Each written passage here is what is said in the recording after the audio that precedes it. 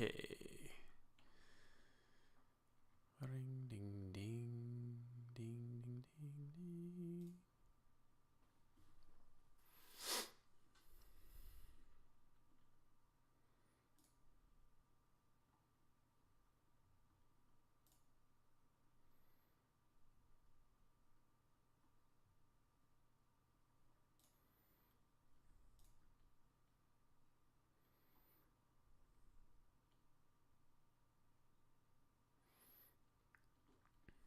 La di da. Okay, here we go.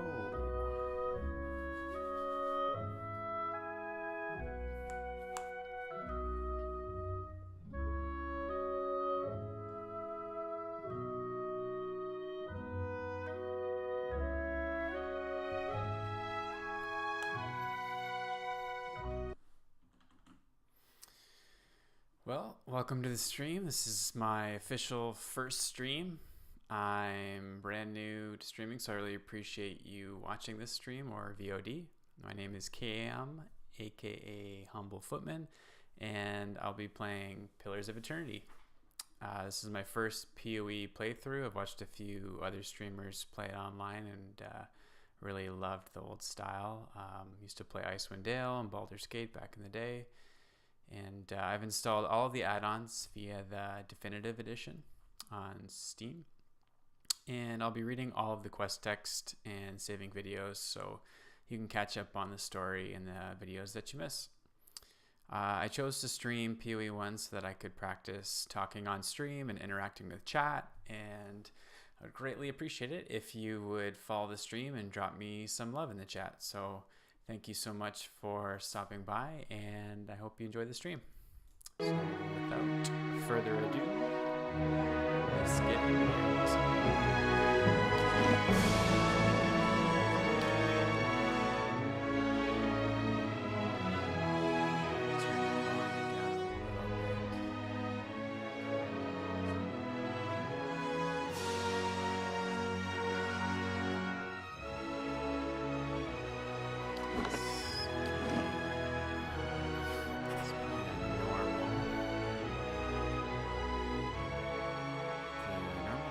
Requires strategy and efficiency, but forgives a few mistakes in combat time. A few mistakes for sure. It is not recommended for newcomers to real-time party-based RPGs. I am not a newcomer, so I think that sounds good. Hard. The hard difficulty is suited for Infinity Engine veterans. Nah, it's not me. Easy. Requires minimal micromanagement and easily forgives mistakes in combat. I think we're going to like a little bit of a stronger challenge, so we'll go normal.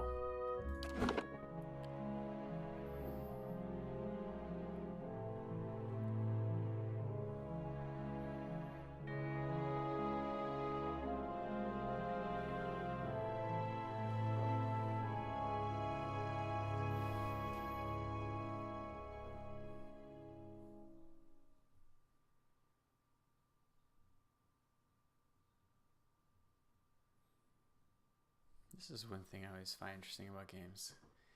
Giving you tool tips before you've even done the tutorial. Like you have any idea what these things mean.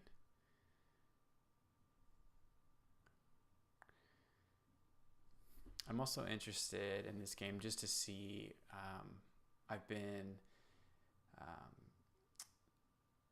DMing a D&D campaign with some friends, and 5 wagons grope blindly for the path on a starless night, their master glancing ever upward to the skies for assurance that he is on the right course. A dim lantern his only protection against the encroaching darkness. But the skies bring no comfort, shining no light, betraying no hint of what they know. The caravan carries travelers bound for the frontier hamlet of Gilded Vale, you among them, where a local lord has offered land and wealth to settlers from abroad looking for a fresh start. You have taken suddenly ill, sweating and shivering, and one of the other travelers signals for the caravan master to stop on your behalf. He pulls up just in time to avoid plowing into the trunk of a fallen tree that bars the way ahead. You will go no further tonight. Very well.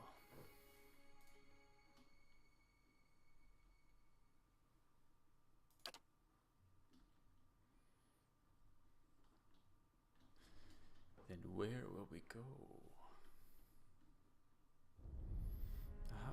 Character creation. So, I like to identify with my character. I would identify as male, so I would choose that. And let's read up on the races. Human. Humans, commonly called folk, are the most common race in the the Adair Empire, Old Valia, and the Valian Republics. Though not as large as the towering Aumau, humans are known for their strength and willpower. +1 resolve, +1 might. Oh, and they tell you what these do. Resolve reflects a character's internal drive, determination, fearlessness, and the emotional intensity they can project to others. It can be useful for mental intimidation, leadership, and convincing performances. In combat, it helps characters maintain concentration and contributes to the will and deflection defenses. So sounds like a good leadership trait. And then might. Might represents a character's physical and spiritual strength, brute force, as well as their ability to channel powerful magic. During interactions, it can be useful for intimidating displays and acts of brute force.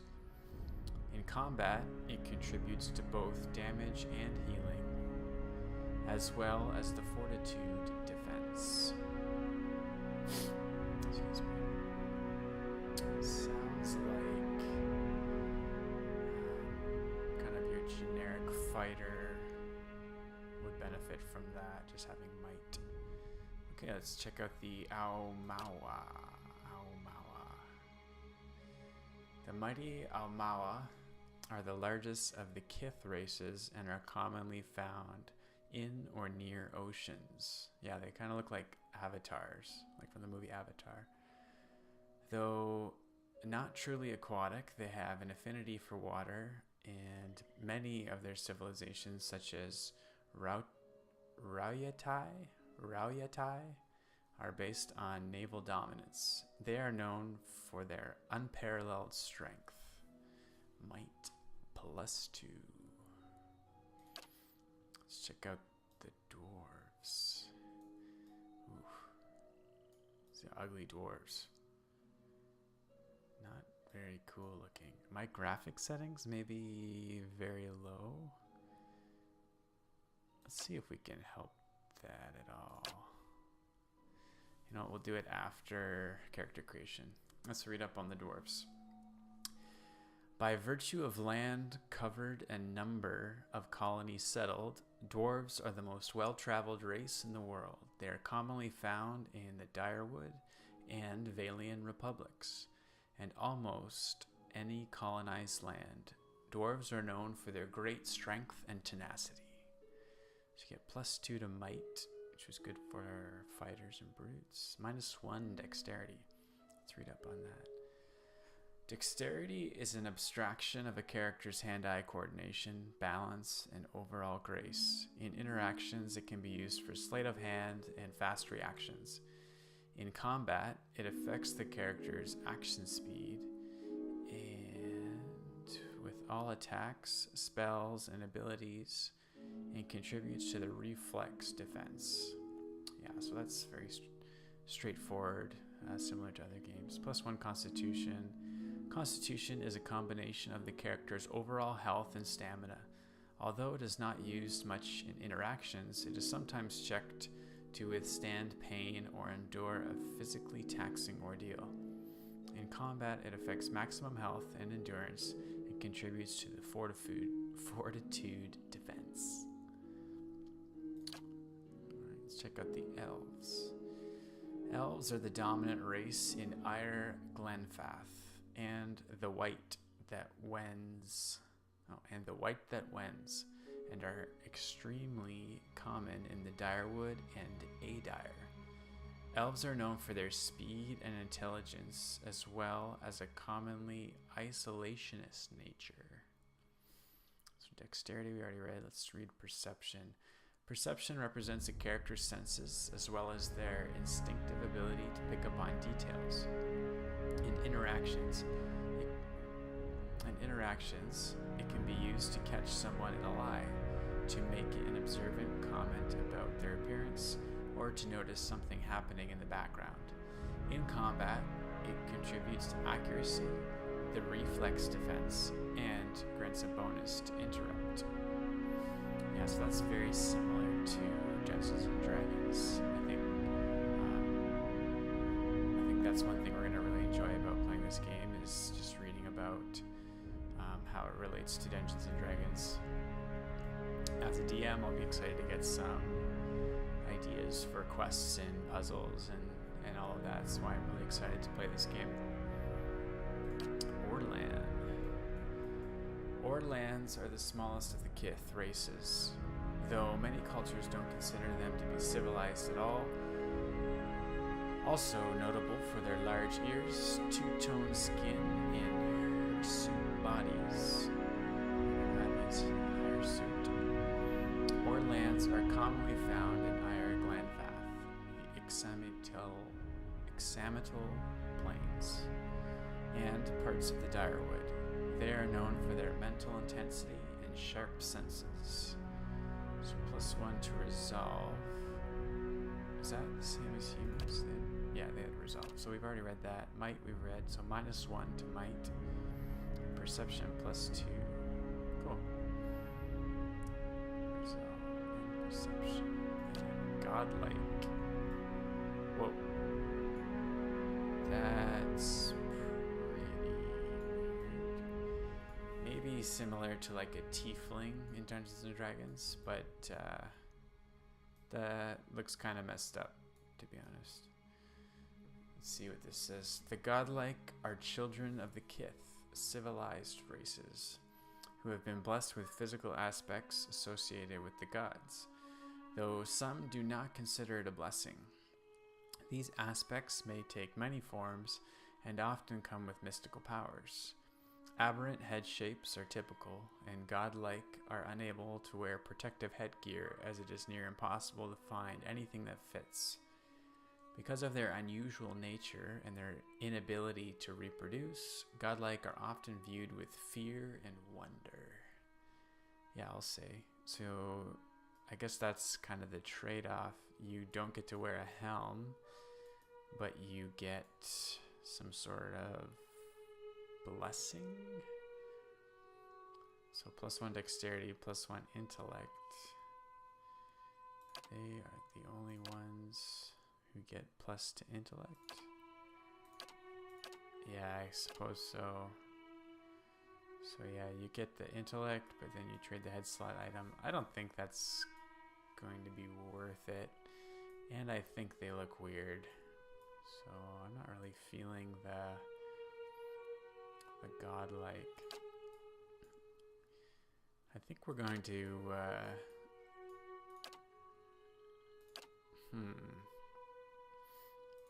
well, first thing is I'm going to go let my dog in. She's barking at the door. I will be right back.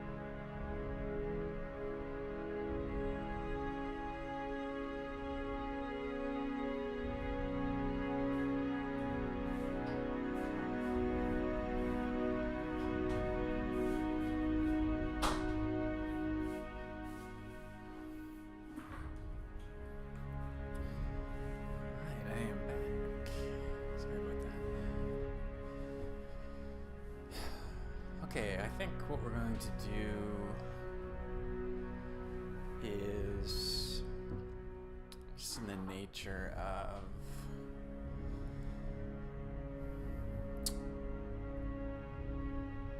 it's our first time playing the game.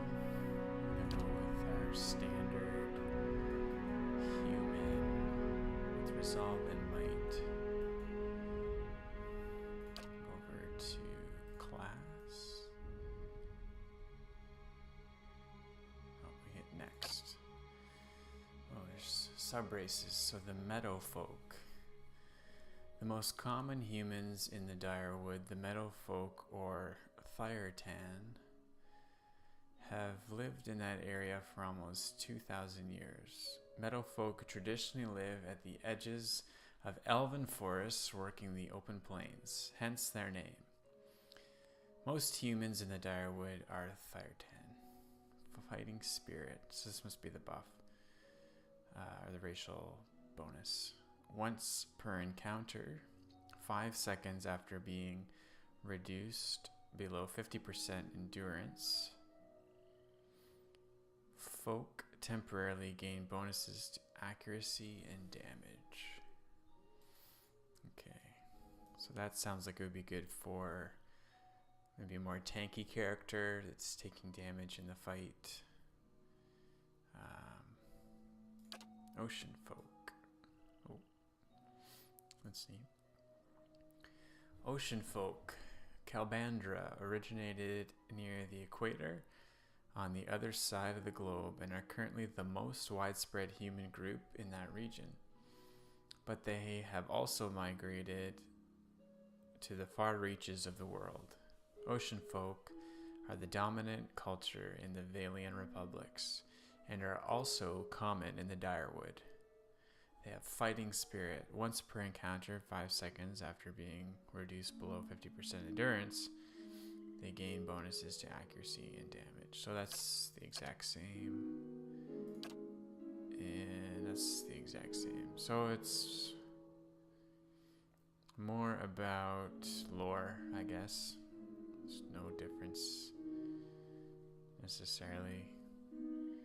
It's just kind of your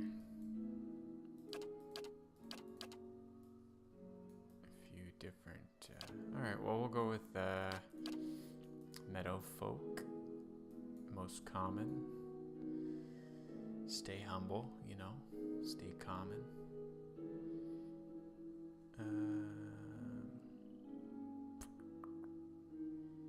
Okay. Meadowfolk. Class. Here we go. So, fighters. Fighters form the front line of disciplined armies across the Eastern Reach. Though they are most commonly found in cultures with an organized martial structure, fighters can also be encountered as wandering mercenaries, bodyguards, and other types of sellswords. The common element that unifies fighters is their heavy focus on endurance and melee fighting. So let's read about endurance. We've seen it interact with a few different mechanics so far in the descriptions. Endurance represents a character's short-term survivability. Damage that is not absorbed by a character's damage reduction goes straight to their endurance and health. Potions and healing magic, such as from a paladin, priest, or druid, can restore endurance in combat. When a character's endurance reaches 0, he or she will be knocked out. A knocked out character can be brought back in combat through the use of a revive ability. Otherwise, characters will regain all of their endurance at the end of combat, assuming they're on the winning side. So as a fighter, you're starting with constant recovery. So recovery is the amount of time that a character spends between actions. Longer actions result in proportionally longer recovery. Armor also has a large effect on recovery. Generally heavier armor inflicts longer recovery penalties. So fighters continually regenerate endurance at a modest rate during combat. Okay. I'm guessing endurance is kind of like stamina, but it also seems to your health or your ability to stay conscious. So the fighter has a +1 to athletics.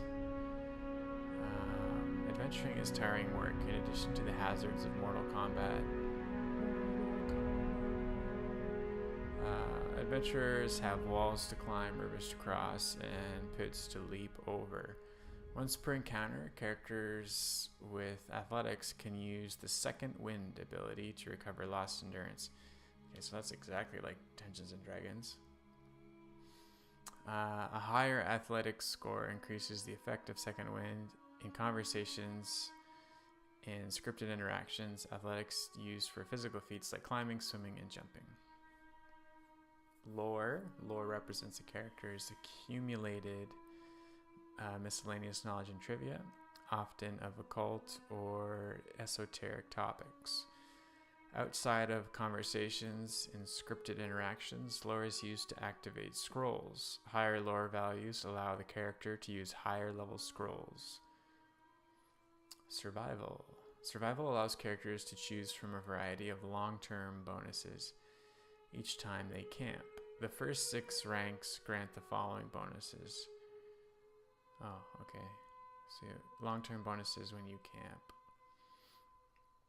Damage reduction, received healing multiplier, bonus movement, accuracy bonus versus creature type, increased consumable duration, bonus damage versus flanked enemies. After the 6th rank, the previously earned bonuses become more powerful in the same order they were received. Survival can also be used in conversations and scripted interactions that involve wilderness challenges or specialized information about nature. So that's also very much like D&D. Endurance, health. Yeah, these. Cool. Well, let's look at the list here. 1 second here. I'm going to blow my nose. Excuse me.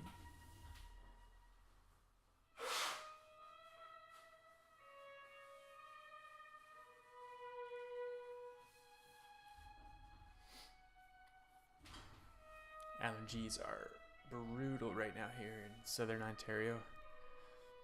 Alright. Brutes, madmen, berserkers. Okay, we'll kind of skim through it from here on. I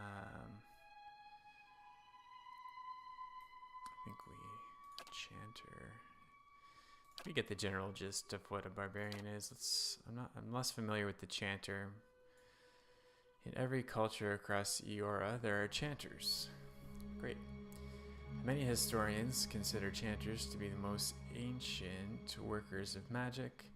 They're hallowed phrases stirring the collective memory of wayward souls around them, compelling them to generate magical effects in a kind of reenactment. In some societies, chanters form organized groups of storytellers and researchers. But in most parts of the world, they are just a time-honored part of local folk traditions. Starting abilities, phrases and chants. All chanters can continuously speak chants made up of magical phrases. Phrases produce passive effects and help build a character's power until they can use an invocations. Powerful magical effects that chanters can create after they have spoken a required number of phrases through their chants. Interesting. So lore and mechanics. So traps and locks. Very cool. Interesting. I wonder how that would play out in combat. Having to use chants and then invocations. I think we might get frustrated with that class a little bit if you're, depending on how long the fight is. If it's a short fight, you don't really get to ramp up into invocations unless you have time to use your chants. That's kind of how I'm guessing it works, but I'm not sure. It's my first time playing, so let's check out the Cypher. They're all wielding weapons too. Check out the Cypher. A recent discovery in the Eastern Reach, Cyphers were once called Braishalgwyn, Mind Hunters, by the Glanfadens. Cyphers have the ability to directly contact and manipulate other person's soul and psyche, using an ally's or enemy's essence as the focus for their magic. That's cool. Though most Cyphers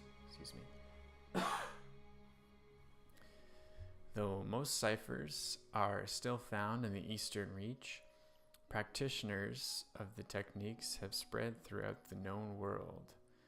They are gaining acceptance over time, but are generally distrusted, especially by the uneducated. Sounds like a chiropractor. Starting ability powers. Cyphers can directly target allies and enemies with powerful soul-focused effects. These powers cost focus, which Cyphers build through the use of their soul whip. That's kind of cool. Stealth, lore, mechanics. So that tells me they're kind of squishy. If they're trying to stealth. Let's see. Health is 4 times endurance. Chanters get a 4 times as well. Barbarians get a 6 times. Fighters get a 5 times. Let's check out Druids. I've also seen like dual classing. I'm not sure if that's only in Pillars of Eternity 2. That's what I've been watching Co-Carnage play, but I'm not sure. So hopefully we can kind of check that out early on and we won't have to re-roll or anything. Let's check out the Druids. Animists at heart, Druids tap into the spiritual power that flows through the simple living things of Eora, plants, animals, and sometimes even living stone. While not necessarily religious, Druids do have a reverence for the natural world and a keen interest in understanding its mysteries. In most cultures, Druids are understood as a sort of primal magician, but among the Glanfadens, Nesataki, sounds delicious, and many rural cultures, they may have positions of influence and authority. Okay. So you get Spirit Shift as your starting ability. All Druids have mastered one animalistic form. These forms give the Druid strong melee abilities and grant an additional power while the Druid is shifted. Spells. Druids have access to a variety of offensive and some support-oriented spells. Every 2 levels, Druids automatically gain access to an additional set of spells. Initially, their spells can be cast a limited number of times per rest. As Druids gain power, their weaker spells eventually shift to per encounter use. So, okay, cool. Let's check out the monk. Monks belong to a variety of fighting orders that have sprung up in Ixamitil and the Eastern Reach over the past few centuries.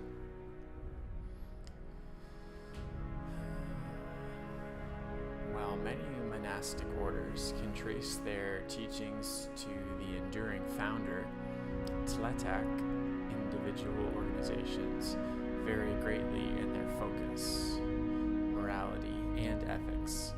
Common folk respect the incredible discipline of monks, but see them as an odd, unpredictable bunch who may not be entirely sane. Even mercenaries and other adventurers aren't sure what to make of them. Starting ability: Transcendent Suffering.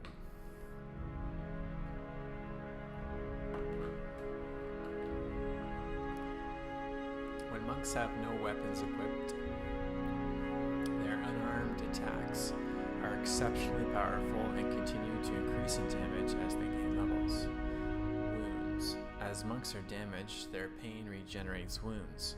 Wounds can be used to power many of the monk's special abilities. So they've got high health.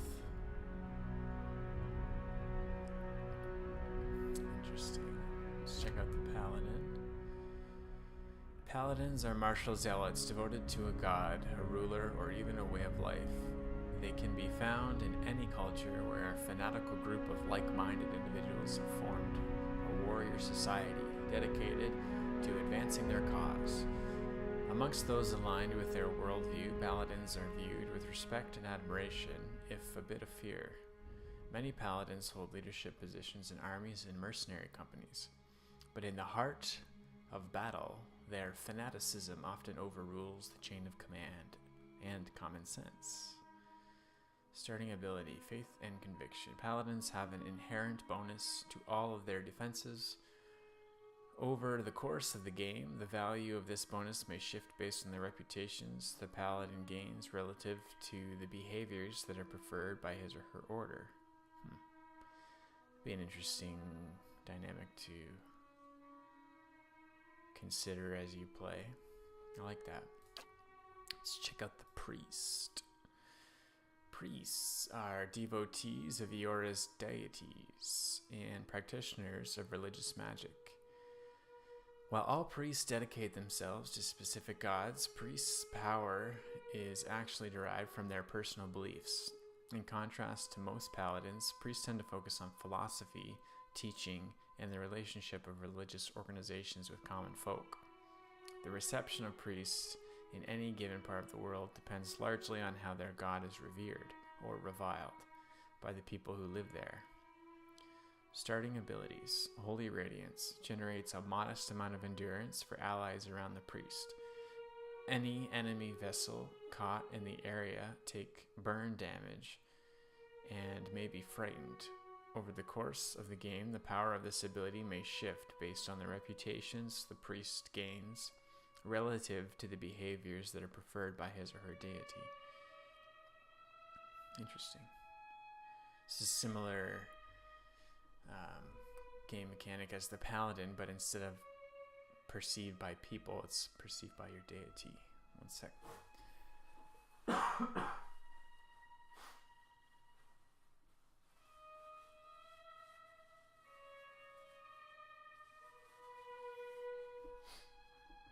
Excuse me, thanks.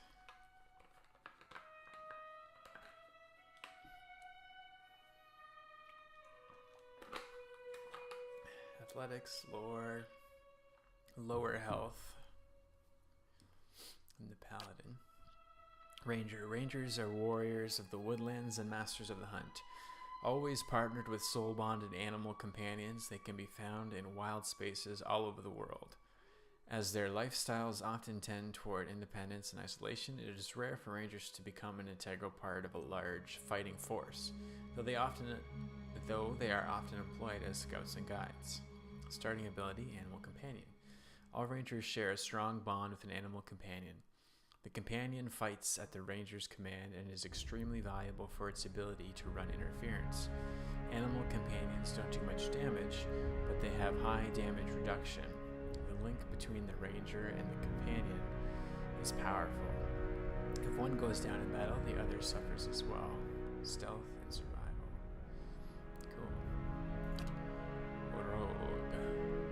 Rogues are vicious killers, feared for the brutality of their attacks. They can be found as often in dark back alleys as the heart of battlefield skirmishes. Though unpredictable and undisciplined, rogues are commonly used as shock troops or as part of surprise assault. Their withering attacks, breaking enemy ranks and morale.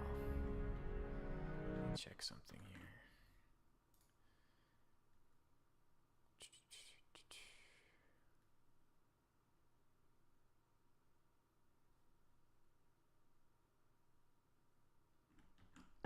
I just want to make sure I wasn't double loading you guys with the mic sound there. Check.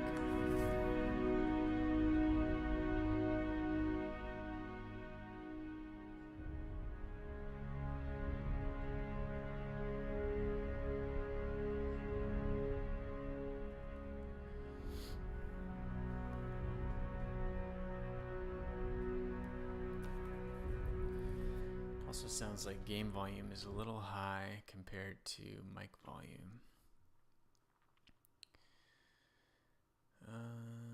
See if I can push that a bit. Let's try that.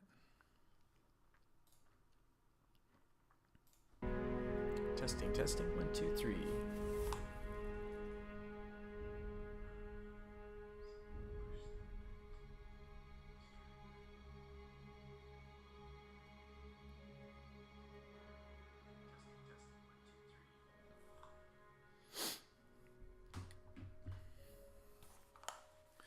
Okay, I'm gonna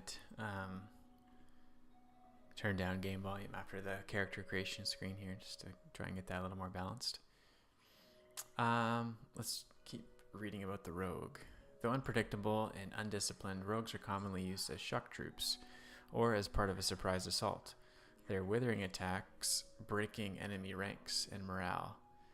Rogues tend to congregate in larger numbers in cities where they can be steadily employed as mercenaries or hired muscle. Sneak attack applies bonus damage to the rogue's ranged and melee weapon attacks. When the target has any of the following afflictions: blinded, flanked, hobbled, paralyzed, petrified, prone, stuck, stunned, or weakened, it also applies to any target the rogue strikes with a weapon within the first 2 seconds of combat. What? I don't understand that. When the target has any of the following afflictions. Oh, I see. It is also applied. Okay, sneak attack is applied when they have the affliction. It is also applied to a target the rogue strikes within the first 2 seconds of combat. Okay. That makes sense. Cool. Standard rogue. Wizard, the masters of academic magic. Wizards are students of arcane traditions that stretch back beyond the boundaries of recorded history. Wizards are a highly organized group, often forming academies or guilds devoted to research and development in magical studies, and tend to favor environments where inquiry, experimentation, debate, and the dissemination of knowledge are encouraged. Many accomplished wizards eventually become known for their eccentricity, their egos, and their unquenchable interest in all things arcane and occult. Starting abilities. Starting abilities are Arcane Assault. Mid-range attack that hits a small area for raw damage and can leave targets dazed.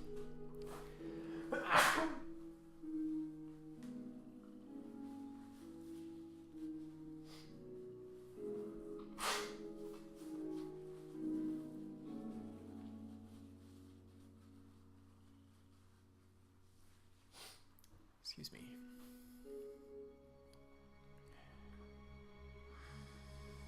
Okay.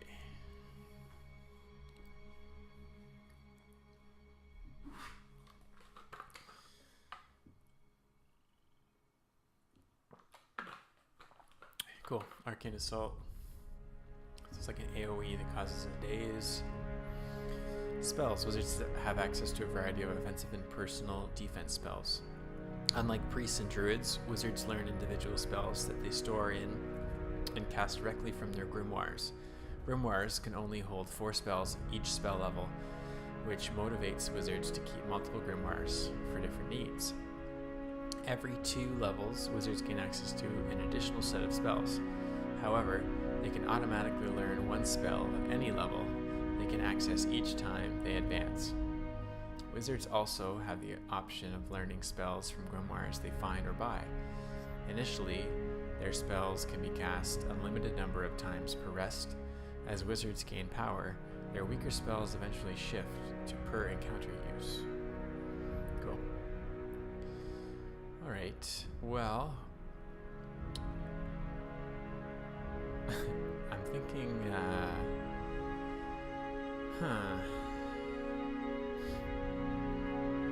I'm thinking range, like fighter, ranger, multi-class. I like the idea of being like a tanky character who employs the help of a animal companion. So we'll main fighter with like a subclass and ranger if we can. I don't know if you can do that in this game, but so let's start with fighter and work our way through. Fighter abilities. So you get knockdown, shoves an enemy with enormous force, knocking them prone and causing additional damage. 2 per encounter. Melee only. Target prone for 5 seconds. So it's our accuracy versus their fortitude. User full attack. Full or primary attack. When such abilities are used, the character applies the effect through an attack with either all currently equipped weapons, full attack, or with their primary equipped weapon, primary attack. Okay. This means that all of the statistics of this weapon will apply, including the damage and other effects that they provide. So knockdown, it sounds like full attack, you'd shove, if you had a sword and shield, you'd shove with both sword and shield. So you do 5 to 8 crush plus 5 to 8 crush, so whatever's in each hand maybe. Accuracy versus deflection, plus 20% damage. Cool. Disciplined barrage. My wife's just texting me. She says they have cannolis at the office. Sounds delicious. I'd love a cannoli right now. The fighter intensely focuses on his or her training, significantly raising accuracy for a short amount of time. Once per encounter, I can use instantly, and it gives me plus 20% accuracy. Cool. How long does that last? 15 seconds. Cool. Once per encounter. So I'll probably want to use that often. Use knockdown often. So once 2 per encounter. So use it as much as possible. Probably on single target. Excuse me.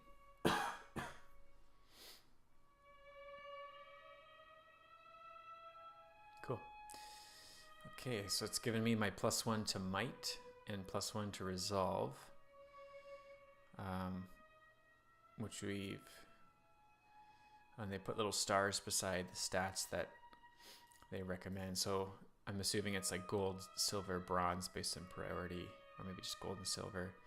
So they're saying Constitution and Resolve are my two main stats. If you guys can see that. I know the event list is kind of in the way there. That's neat. Okay, so let's see here. Constitution.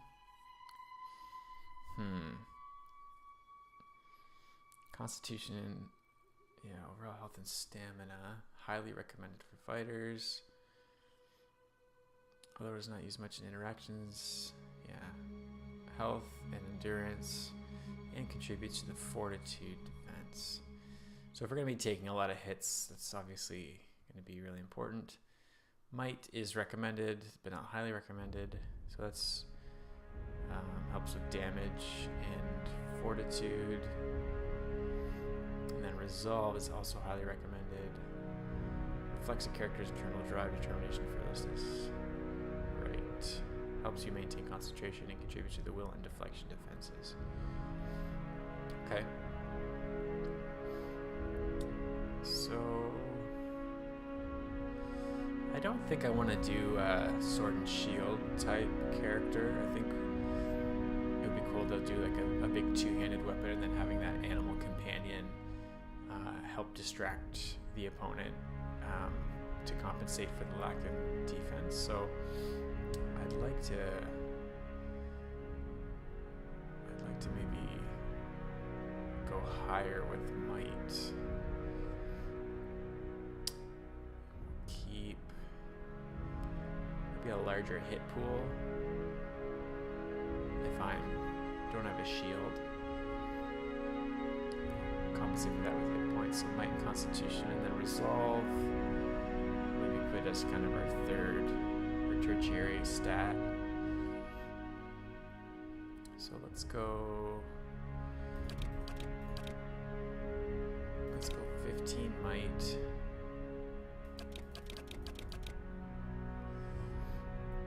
So in D&D, 10 is like average. So what can I take out of? Oh, I can.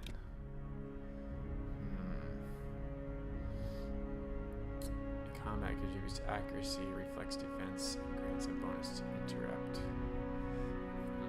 Perception. Dexterity is an abstraction of the character's hand-eye coordination, balance, and overall grace. Intellect.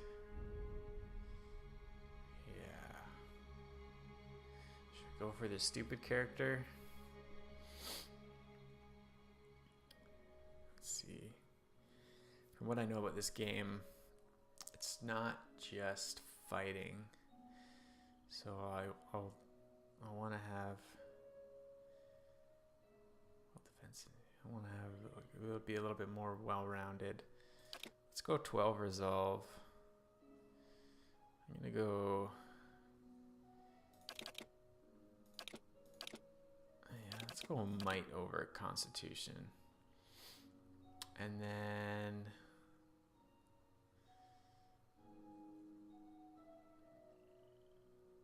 accuracy, reflex, defense.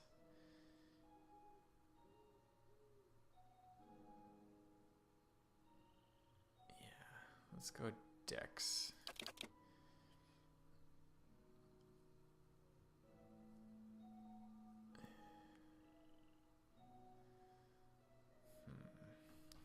Okay, so we're nothing below a 10.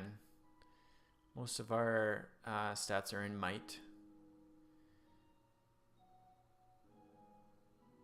You know what?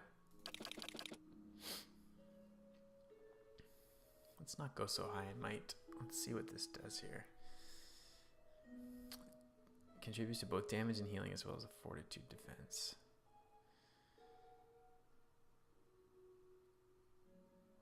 Oh, I see. Action speeds. Reflex defense. So we're going to be going fortitude defense. So we won't do anything in dex. I'm not really sure how these stats work, to be honest. Let's just go big boy in the constitution pool.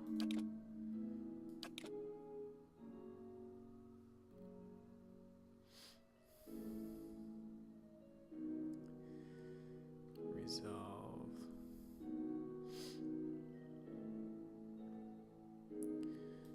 Okay.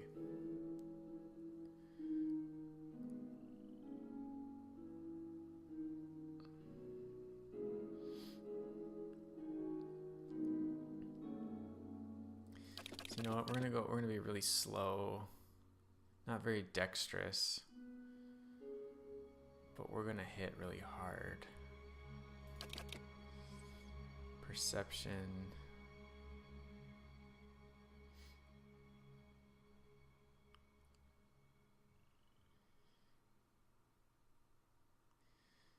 Yeah, I'll leave that average. Intellect.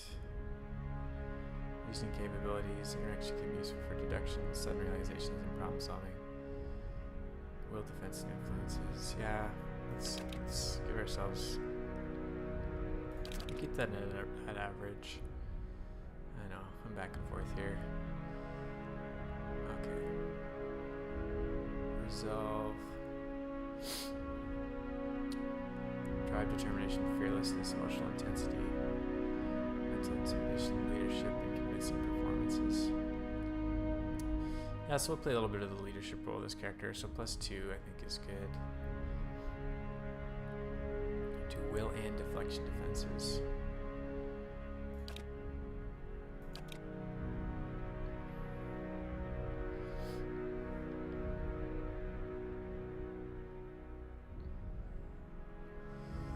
Okay, 14, so we've got 3 left.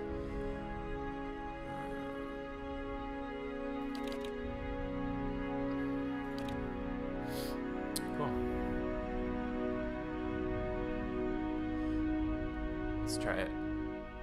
We're the underdexterous mighty fighter. Culture. Oh, +1 resolve, +1 dex, resolve, intellect, constitution, might, perception. Oh, I see. Now my weapons are changing as I go through here, so this looks like it's very important. Let's read them through. The Aedir Empire is currently the largest and most powerful force in this part of the world. It is centered around the equator and has a tropical climate Though the Empire has colonies in numerous areas of the world, Greater Adir is at its heart and houses the majority of its human and elven nations. So Sword and Shield there. Looks like Sword and Shield here is scale mail instead of chainmail. Deadfire Archipelago, consisting of the nation of Nasitak, dozens of Amau settlements and hundreds of lawless, pirate-infested islands that stretch along the southern sea.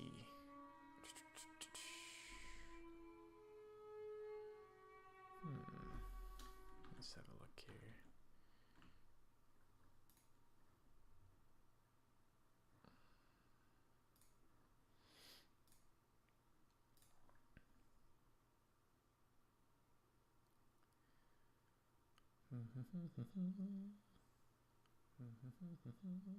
Cool. Oh,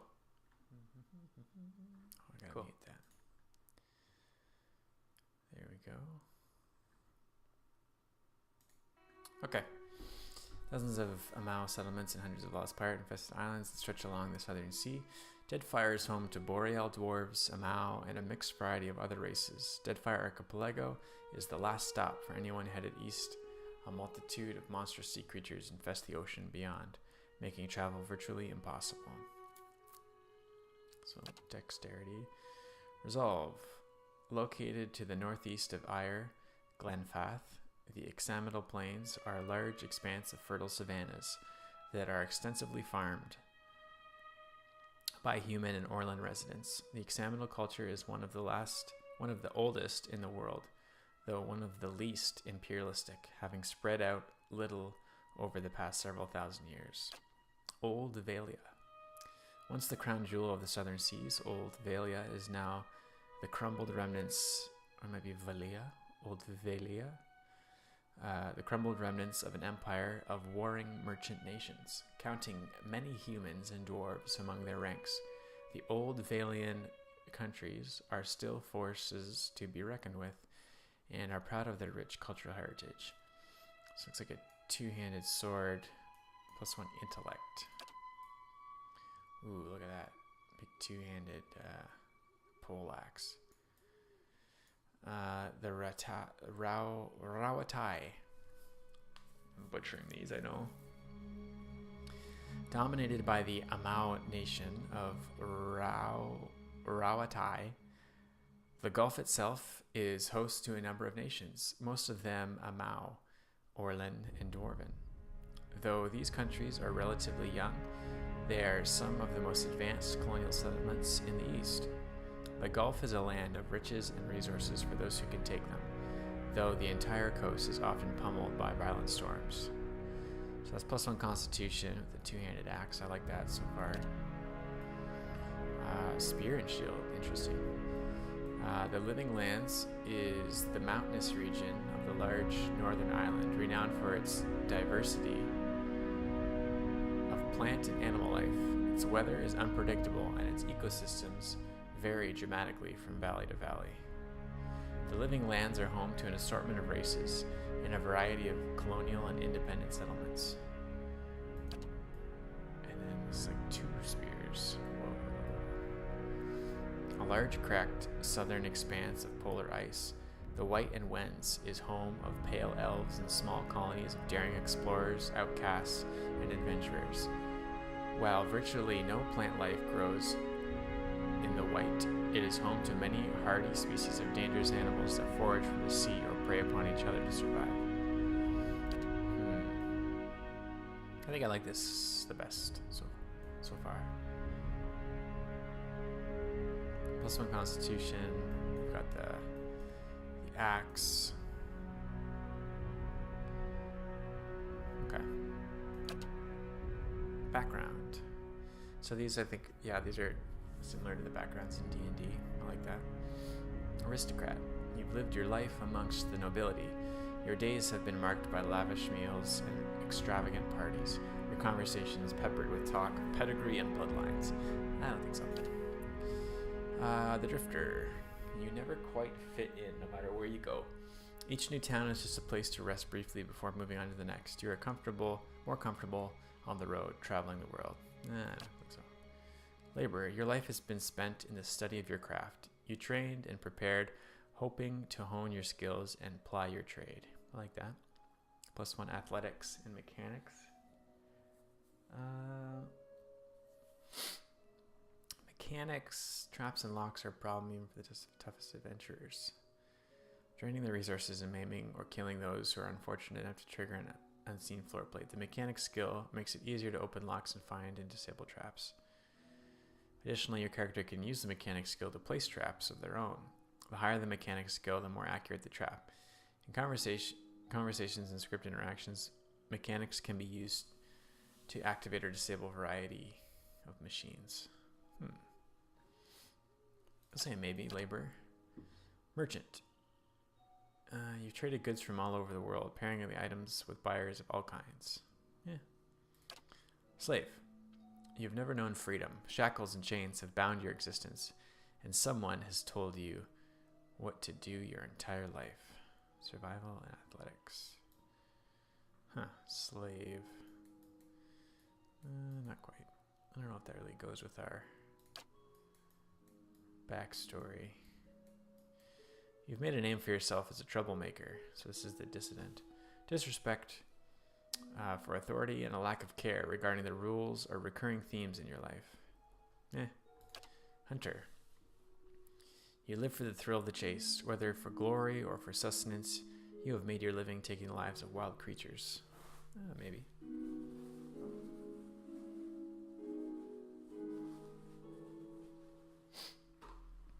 Excuse me.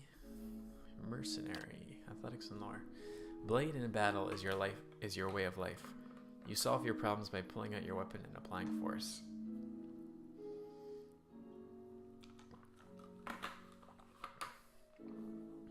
Perhaps. Alright, let's go over to the scholar. For you, knowledge is a relentless pursuit. You hoard each kernel of information as though it were precious metal, and time you don't spend learning is time wasted. I kind of like that. The scholar. Lore represents a character's accumulated miscellaneous knowledge and trivia, often of occult or esoteric topics. Right. I don't know if we're going to be using too many scrolls. Let's go with the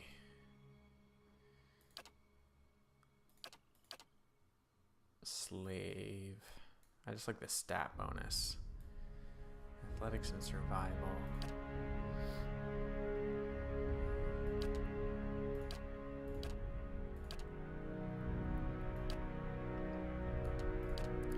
Or athletics and mechanics, the labor.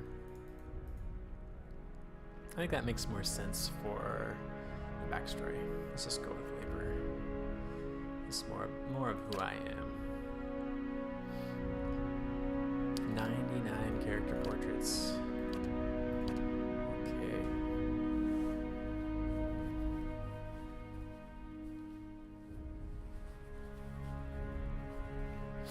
Excuse me. Well, let's have a look.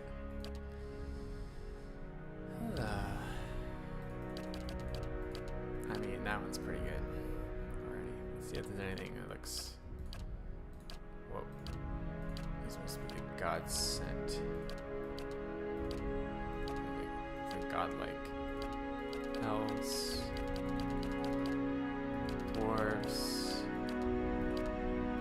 Furry people. Okay, and female. So this is all the photos you can choose from. So we want to get back to the male humans here.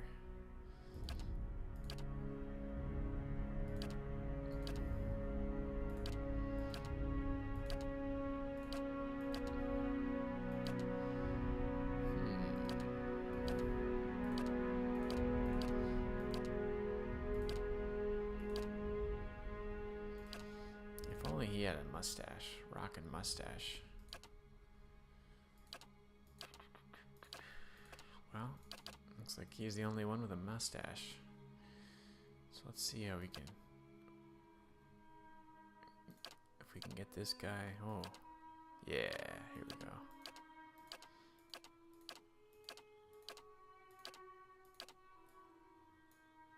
Okay. All right.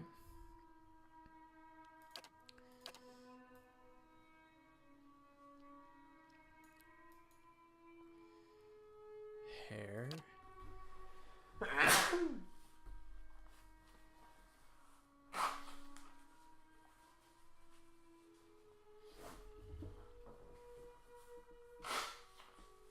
Sorry, guys.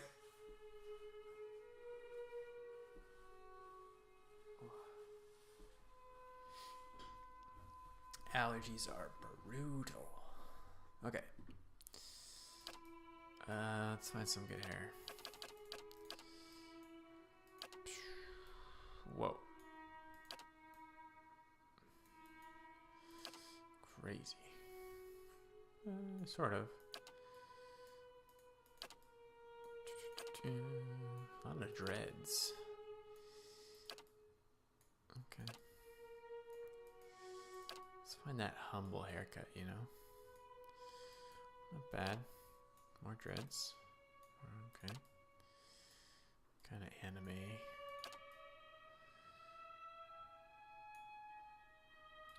Still kind of anime with the bit of flow.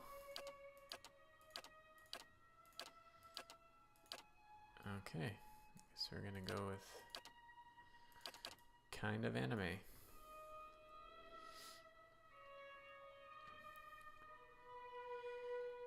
Skin. Yeah, we're pasty. Primary color. What does that mean? Oh, change your armor. Cool, I like that. We'll go with kind of that pastel blue color. That's nice. With a little secondary, maybe some gold trim. I mean, it's pretty cool. Yeah. Head of hair. It's like the darkest brown. Alright, we'll go with that. Voice. Yeah? Watch and learn. I'll teach you a lesson! Okay. They won't see me coming. Yes. Now I am the leader of the group. No prisoners! That's Matt Mercer. Sinister. A blade in the dark. Yeah, that's him. I'm here. I'm flattered. Stand together! Shh. Yeah. Follow me. Let's go! Keeping quiet. Huh? Follow me. It's less annoying. Let's go! Quick and quiet. Yeah? I'll lead the way. Death to our enemies. Let's keep quiet. Leading the way. The better part of valor. I shall lead us. I'll take a peek. Watch and learn. Keeping quiet. Follow me. Let's go! Keeping quiet. I like that. A little stoic.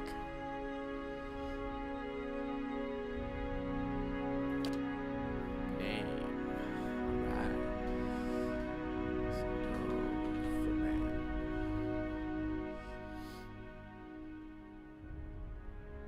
Okay. Accept. Looks like that's it. Finally, character creation.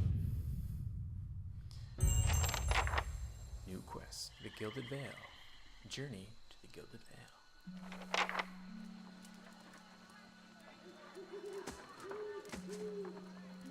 Caravan Master Odema. The Caravan Master finishes addressing the group. His bushy red mustache and sagging jowls quivering as if for emphasis. Everybody stays close to the wagons, got it? Stay out of the woods, and beasts take you if you were planning a stroll through those ruins up there. He nods toward a looming black mass on the hillside. Whole area's crawling with hut-dwelling types who would be happy to stick an axe in you for trespassing. So mind that you don't track mud on their sacred blazing rocks. Sacred blazing rocks. Okay.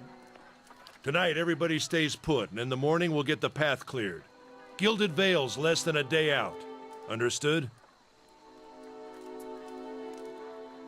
At last, the caravan master turns to you, frowning as he looks you over. Touch of the rumbling rot, could be. There's a stinging beetle round here, carries it. You'll be fine once it passes your innards. Unless you don't drink water, course. Which case you'll be dead in a day. Okay. There's a berry grows in these parts, small and pink, called a springberry. About the size of a fingernail. Give you cramps if you eat it, but the frontiersmen make a tea from it. Calms the insides. Should get you through the night. You might check around, see if you can find some. Meanwhile, I'll see if we can scare you up some water. I know you want to hunt before it gets much darker, but see about refilling our water first. Got a sick one here. He nods in your direction. Odema looks over his shoulder at his assistant, a lanky, intense man named Sparfle, who carries an old, sun-bleached bow. Sparfle nods and slides the worn bow over his shoulder. Where would I find these berries?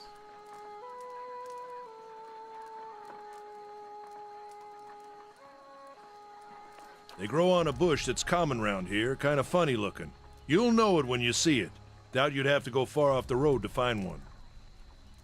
What are those ruins? Nothing you won't see on half the hills of Air Glonfoth. Money to be made selling their knickknacks in Defiance Bay, if you don't mind getting stuck with Glonfoth and arrows now and again. Glonfoth. They didn't build them, but I'll be the effigy if they don't watch them like a mother bear. Of course, all the ones around here have been ransacked 10 times over. Got nothing left worth half a pawn, so I hear. He adds with a wink. Your character's attributes, skills, race, class, and culture, and sex may all open up options for you in dialogue. These options are not necessarily superior to the other responses, but give you a wider variety of choices to select from. The manner in which someone responds to your choices depends on their individual personality and attitude. Okay. Yeah, okay. I'll go about those berries then. Hold on. Take someone with you. I know you're not some helpless tenderfoot, not like most of this lot. But you drop dead, I don't want to be looking for the body. Got a schedule to keep. He scans over the travelers, resting his eyes at length on a sturdy, armor-clad woman who has spent the journey's night sleeping on uneven ground without blanket or pillow. It's hardcore. Kalisha. Kalisha. Kalisha! The woman looks up on her own time. He needs to find some springberries.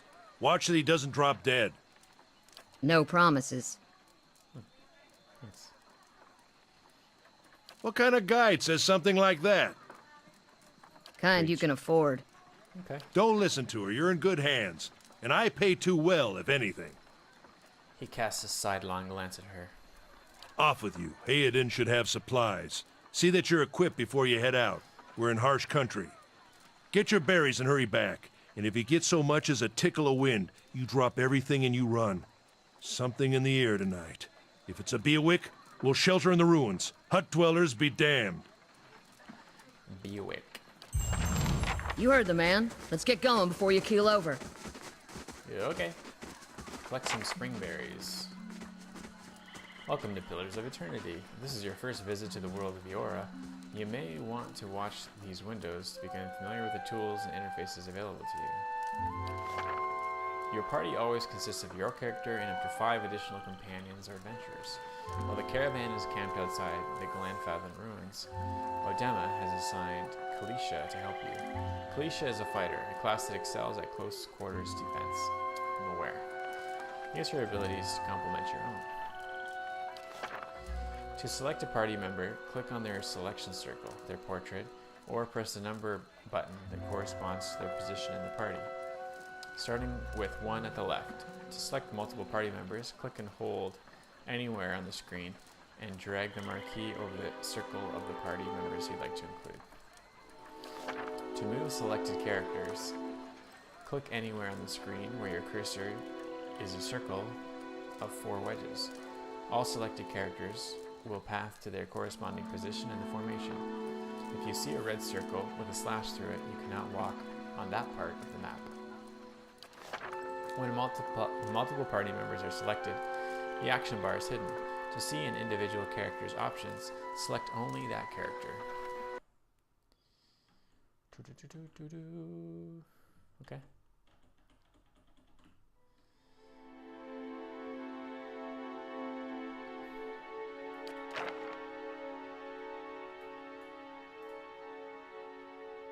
Paused. So spacebar pauses.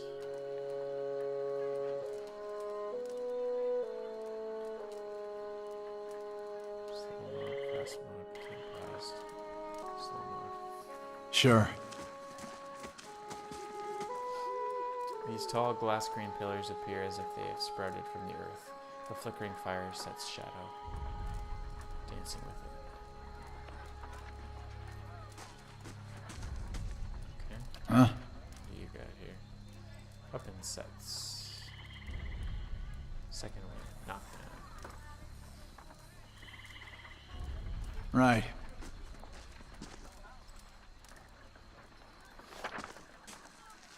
Caravan life doesn't agree with you, does it? You look as raw as that merchant, Heodan. Most people you encounter in the world are neutral or friendly. You can interact with them by clicking on their selection circle. Many characters will simply greet you and go on their way, but others will have larger conversations to explore. The merchant, Heodan, has a conversation that opens a store with equipment for sale. Who dat? Caravaner. Don't mind Odema. This is a good place to camp, if any. Who's this? Caravaner. It's best not to wander alone, especially... Anyone need supplies? Yeah. I've got sundries for sale. Let's have a look.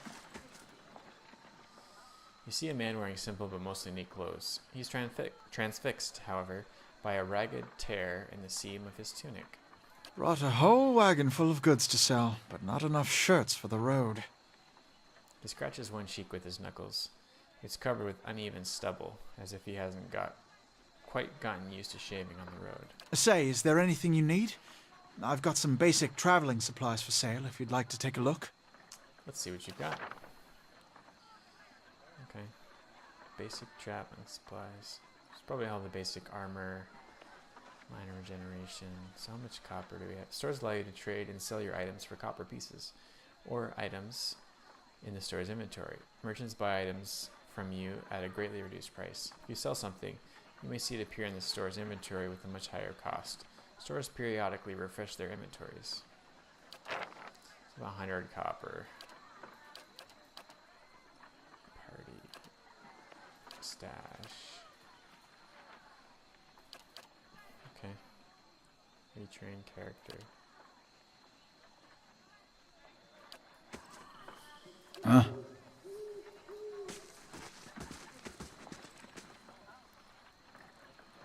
These are all caravanners. Nobody unique. Is there a map? Yeah. Okay. Let's head down this way.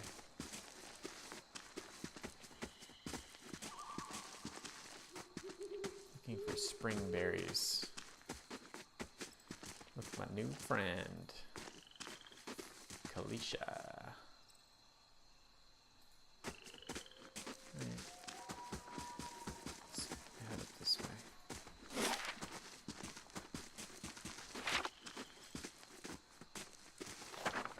Exploration is key in Pillars of Eternity as you make your way through the Eastern Reach. Open the area map to see what parts of the map you've already been to and what's left to explore. Who dat?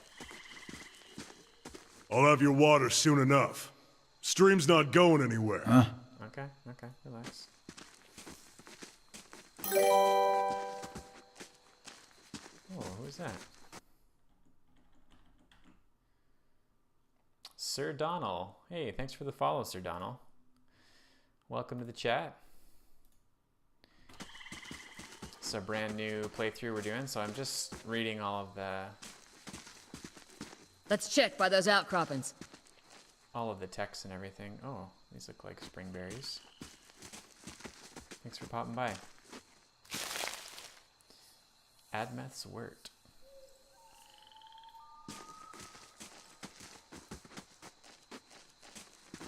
Have you played this game before, Sir Donald?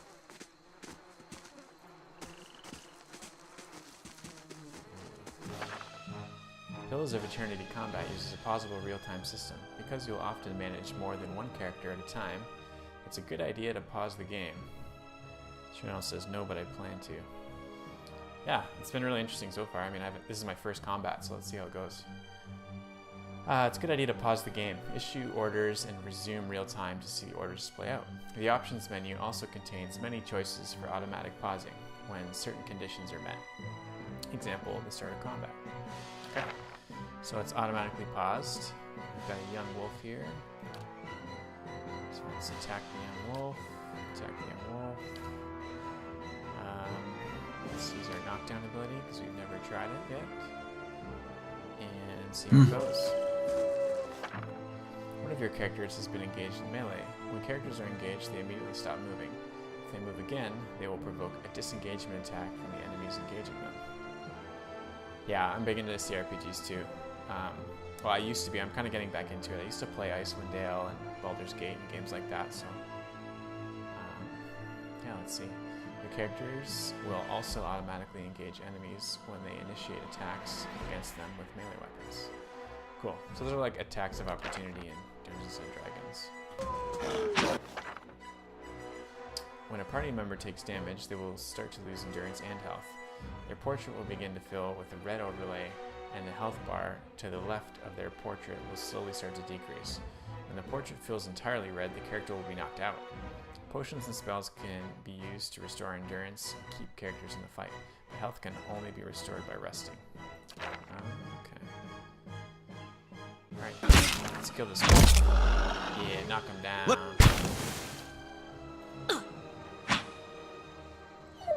Smoked. Nice. Many spells and abilities in Pillars of Eternity have a limited number of uses. An ability that can be used a number of times per encounter will have all of its uses restored when combat ends. Abilities that can be used a number of times per rest will only be restored when the rest at an inn or use camping supplies. Cool. Alright, our first kill. Our first loot. Wolf hide. Mr. Donald. But I have not played many of those that are possible real-time combat, so to speak. Only real turn-based. Yeah.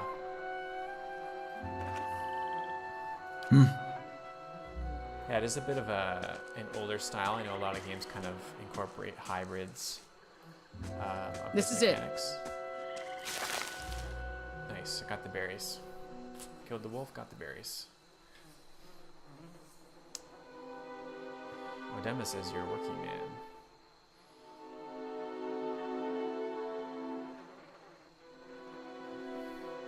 Let's say I was a builder. That's right, made my living as a builder. Yeah? How is it you happen to come here? In error of my planning, one of my buildings collapsed. That was the end of my short career. That would never happen. I wouldn't build a building that collapsed. I learned my trade when times were good. Now that they're hard, no one has need of me. Maybe. My business partner ran off with my money and went into business for himself. All of the people I thought were loyal had different ideas. Let's go with number 2. Some things just aren't in the stars, and there's no changing it. Makes you wonder if the gods like putting us in situations that can't be resolved, just to see what we do. Kalisha breathes in her surroundings. Been a long time since I've been this way, but I always did like it. Lord Raedric's offer makes a girl think. I'll give him that. You here to settle, like the rest of the lot? It's a hard offer to pass up. No, I'm just passing through. I hadn't given it much thought. I don't really know what she's talking about. I haven't given it much thought. No harm in that. Might as well see the place first. So you must have some other plan in mind for coming this way. Hope to meet someone and fall in love. Probably the same things I did before. Just looking for some adventure, really. Getting into trouble. I'm going to find some new friends. No idea what I'm going to do next. Probably the same things I did before. Just the scenery will be new then. Sometimes that's all that's needed. Truth. Anyways, I'm wasting time here. Odema will give me an earful. Let's be on our way. Why are you here? Kalisha sighs unevenly. Her eyes search the ground at her feet. My sister moved out here some time back. She sent me a letter. She seemed worried, but that's how she always is. This time, though, she asked me to come out, and that's got me a little worried. I haven't seen her in ages.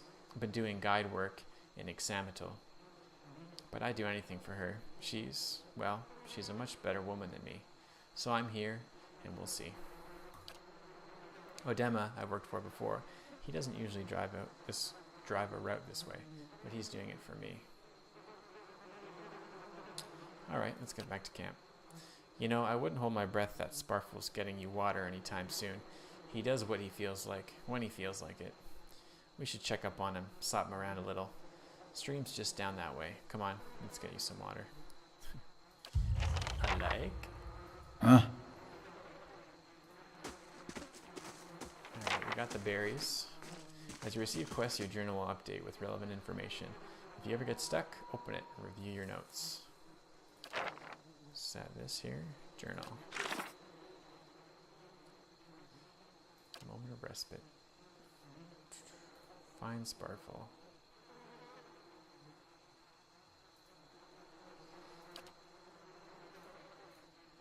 Okay. Cool. Let's do some more exploring here.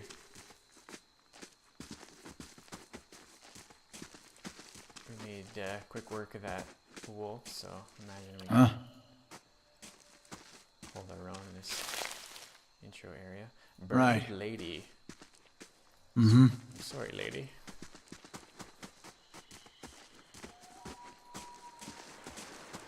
Oh, I hear water. That's good. I need some water.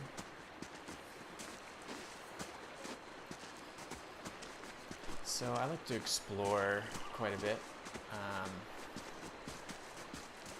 I wouldn't call myself a completionist, but I do kind of like to look around every nook and cranny, so.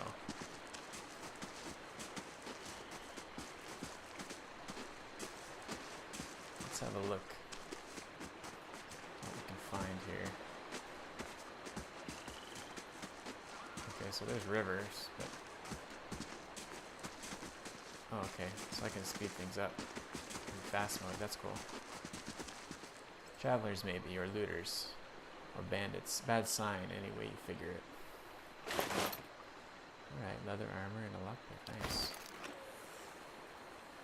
The corpse is cold to the touch, and a ripe smell wafts from it in putrid waves. A dark, crusted blood stain best smirches its simple linen clothing. Whoa.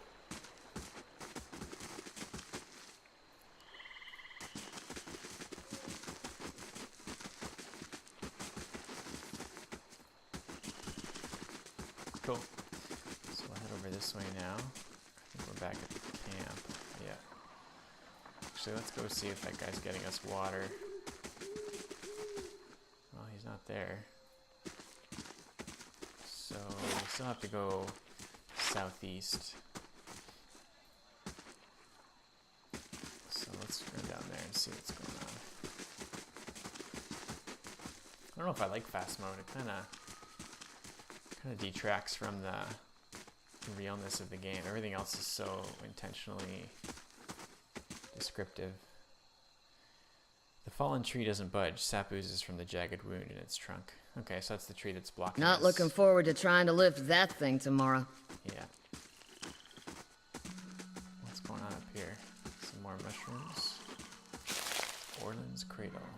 Some horses. Okay, well I think that's all we can explore in this first area. Oh no, we didn't go northwest, did we? Alright, let's try that. And then we'll go talk to Theoden again.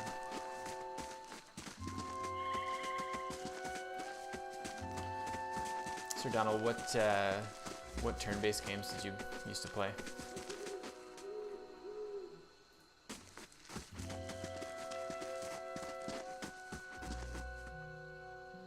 This path winds through a narrow canyon. Back We the way shouldn't you stray came. too far. Okay.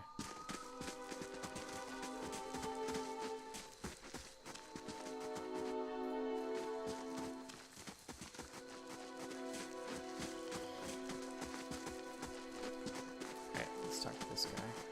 Something else you need? Hunan. Looks like we're settled for the night. Oh, that's not what I want to talk to.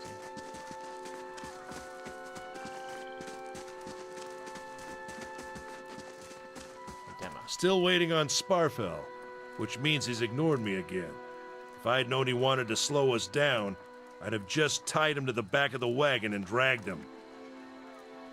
Love Divinity, Original Sin, some of the Final Fantasy games, Persona 5, etc. Yeah, I played original Divinity Original Sin 1 and 2. I never fully completed them though, which is kind of a thorn in my side. I really love those games. But I had one of my save files bug on me pretty far in, and I got kind of discouraged with it. So I think I'll go back to it at some point. I'm just not quite ready for that. And KOTOR, yeah. Knights of the Old Republic is for sure one of the best games. So good. Yeah, I love KOTOR. I played a little bit of like Star Wars Online, and I thought it was interesting. Not enough to kind of keep me into it though, but I was excited for it when they announced it because I loved KOTOR so much. All right.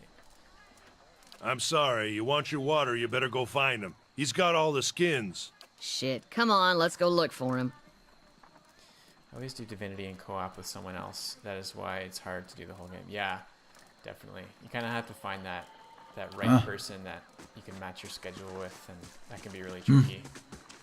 It's kind of like Dungeons and Dragons. Like we have a campaign that we run in real life with a few friends, and that's one of the biggest things is just trying to match our schedules together so we can play. That would be fun though. I would enjoy Divinity in co-op. What a surprise. Sparfel went hunting. At least he left the water skins. Come on. Use the tab key to highlight interactive. You crouch at the riverbank and dip your water skin into the cool water while Kalisha waits nearby. Always wanted to try D&D, but never really got around to it. Yeah, it's you have to kind of find somebody that's willing to DM for you that's played before and knows the rules. So if you've never met somebody, it's kind of hard to break in. But I would encourage you if it's something that you're interested in to give it a shot, because it's so much fun once you get into it, and yeah, at least we're having a lot of fun. It's been a good way to reconnect with some old friends and that recently in the past few years. So,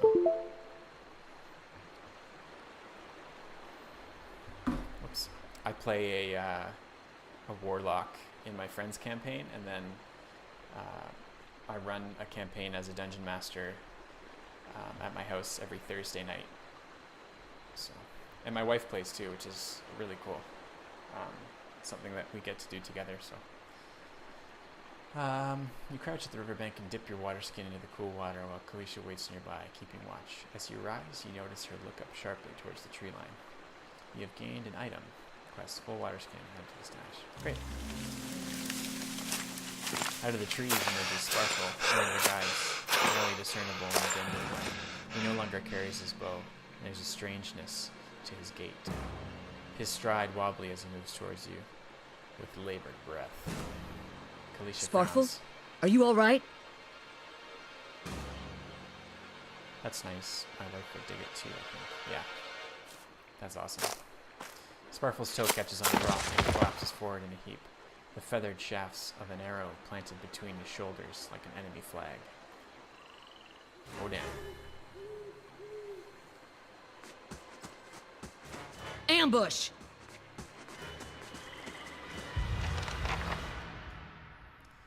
Alright, here we go. Second fight. Kalisha, you're going on Glen Fathen Hunter. Footman, you're going on that one. And you can knock down. No. Wait. How do I clear that? I definitely do not want you. There we go. Knocking down Kalisha. There we go. Okay, we each knock him down and fight. Beauty. Sometimes a weapon or spell simply isn't well suited to penetrating an enemy's damage reduction. When the attack hits, the DR will wipe out all but a small percentage of the incoming damage. You'll hear your characters complain about it when it happens. Take heed. Note the damage type that's being blocked. And switch to a weapon or spell that does a different damage type. Okay. So she hit him with an axe, slashing damage, I'm assuming, and wasn't very effective. Let's pause again. Come over again. Footman. I'll let him get up and then knock him down again. Yeah, come on. Alright, one down. Okay, this way. These are knocked down. Also dead. Come on, we have to get back to camp. Not a very good ambush. Take all. Hunting bow, higher armor. Cool. Anything else we can loot?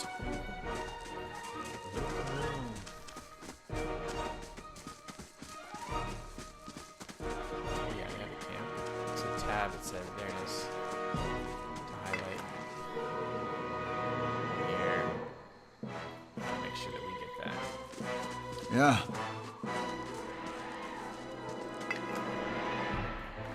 Beauty. Shh. What is this? The Disappointer. Unique pistol, two-handed, very slow. Cool. First unique item. Veiling clothing. DR, I'm assuming that's damage reduction is 0.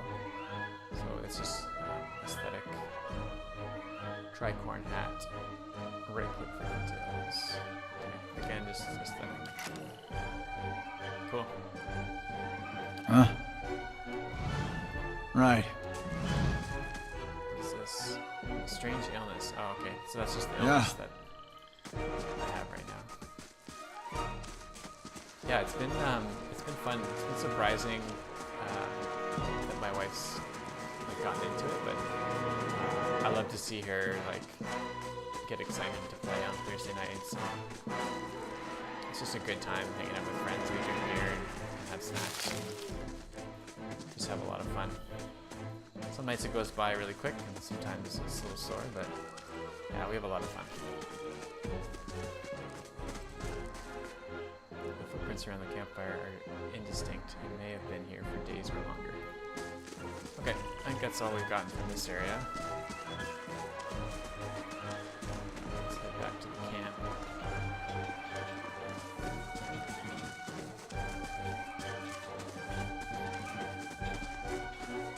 Uh-oh, more dudes.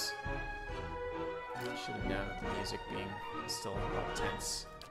These are knockdown abilities. Rush these guys. Instead of him, let's take out the melee guy closest. And then we'll go to the archer. Yeah, I think that was a crit. Nice.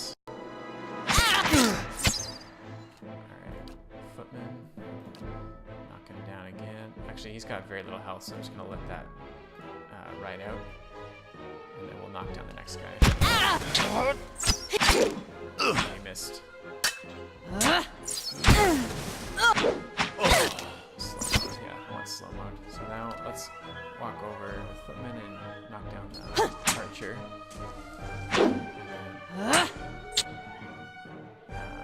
Kalisha can knock down the... Actually, he's got very little health too, so we'll just let her finish that guy. Oh yeah. That axe feels good when it hits. Yeah, nice. Boom. Very nice. Strange illness. Okay, so so they're both triggered constant recovery there. Cool. Whoa, so much loot. I'm assuming this is the loot from everybody. It's like group loot. Hatchet, hunting bow. So the pole axe, two-handed. Yeah, there's one-handed. Shield. Some hide armor. Alright, we'll take it all. Yeah, I think we're pretty good. Except for that. Okay. Just got some basics. Oh no. My dudes. No. All around you lie massacred remains of the other travelers, peppered with arrows and knife hilts, splayed and bug-eyed and filthy. Kalisha puts the back of her left hand to her mouth as if to ward away some poisonous vapor. A handful of dark figures stands above the fallen, treading on limbs and backs and heads, jerking their axes from bodies as if from half-split logs. One of them, towering and severe with a thick beard tasseled with knots, holds a wet blade at the neck of the man you recognize as Hiodan, the last of your caravan left standing. So the Glanfathom leader says, "Lay down your arms, trespasser. Do not forfeit this man's life for a fight you will lose."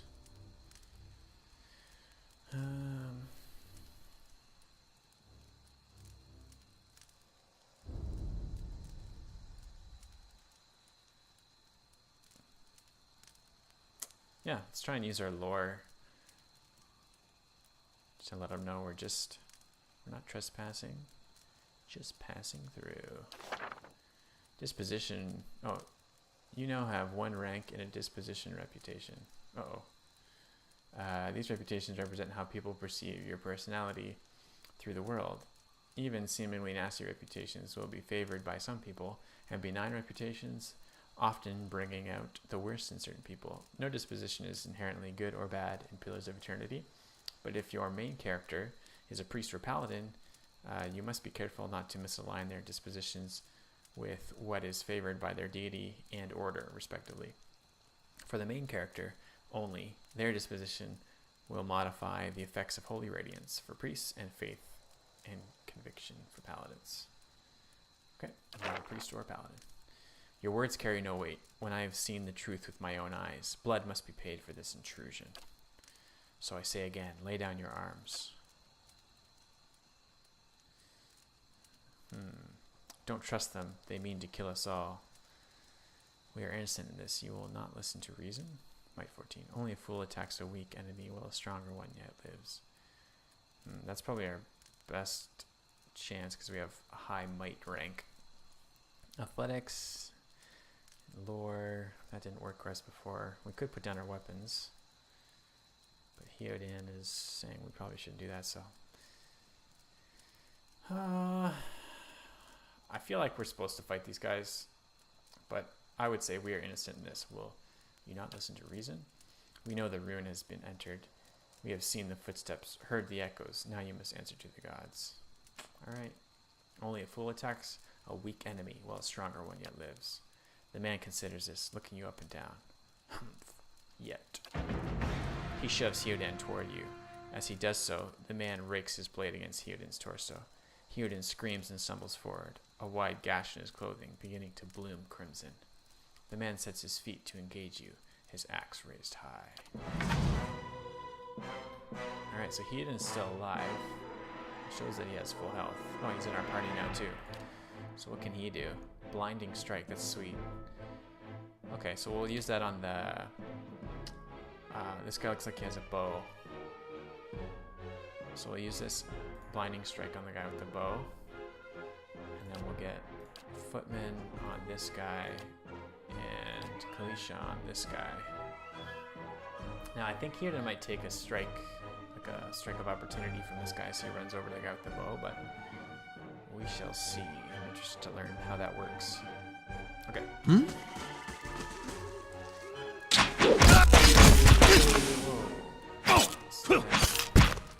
Alright. You scored a crit. A crit is a better result than a hit, and they are more likely to occur when the attack's accuracy is higher than the target's defense. Attacks that do damage will do more damage on a crit. Attacks that inflict status effects or afflictions will have increased duration on a crit. Grazes are worse than hits and suffer decreased damage and effects. So it's like a nat 20 and a nat 1 in D&D. That's cool. Alright, so what's going on here? I think we killed the one guy already. Turn down in-game volume at least a half since it's too loud compared to your voice on stream. Oh, okay, cool. Thanks, Kubro. I will do that right now. So we're at 60, so let's go down to 30. Yes. How's that? Is that any better? Okay, so we've got Blinding Strike, that's used already, so he can just melee. Yep, much better. Thumbs up. Cool. Thanks, man. I really appreciate you letting me know. I'm brand new to streaming, so it's having that feedback is super helpful. Thanks.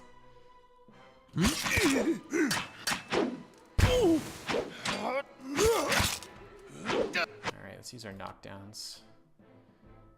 They're really low on health, but just for BM, we're going to knock them on the ground and kill them. Yeah. Alright, and it looks like Hewdan took the most of the damage in that fight, so that is awesome. Unfathom leader.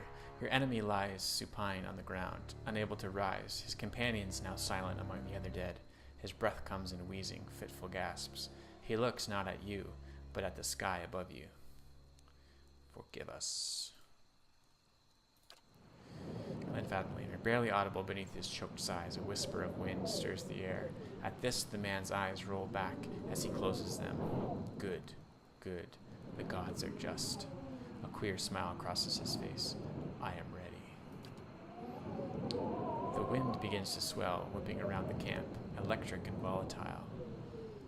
Upending pots and rattling tents like an angry spirit.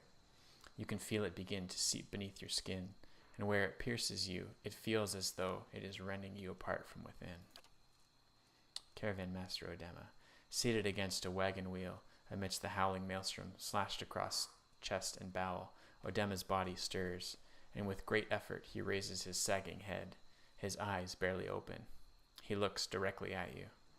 Get inside! Run! Okay, apparently he knows something we don't.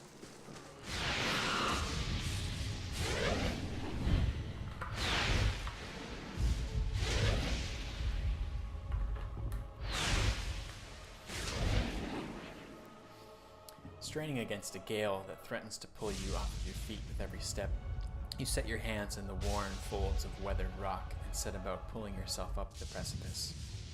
With a last burst of energy before your arms give out, you swing yourself up onto the ledge. Hewdan trails behind, slowed by injury and delayed by early hesitation. As he nears the face of the rocks, one of the fallen attackers who had been feigning death lunges for Hewdan and topples him onto the rocky ground. Restrained, Hewdan lashes out against his fatigued assailant, but struggles to break his hold. They are close to you.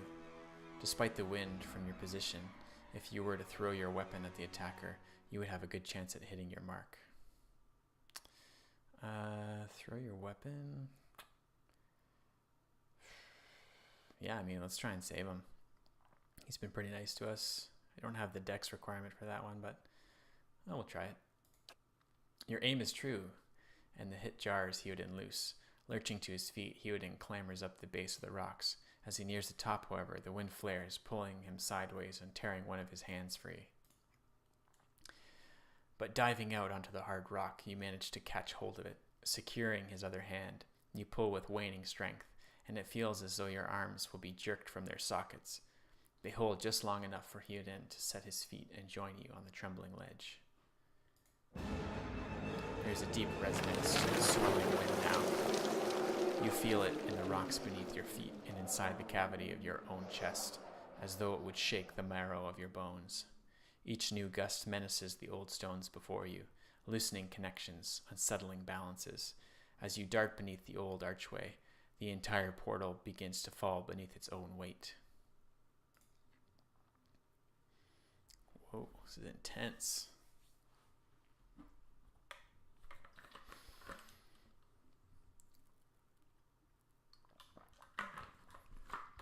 I'm enjoying reading out loud for you guys. I think it's kind of Was that?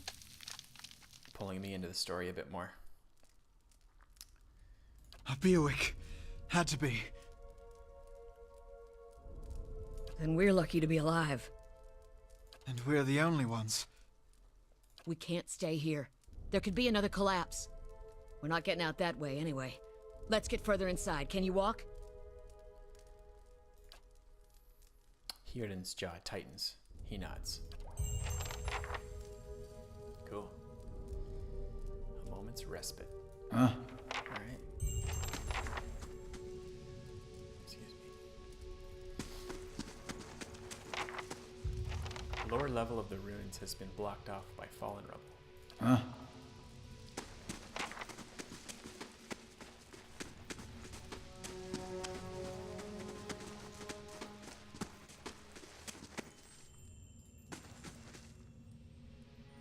That should be far enough. But what now?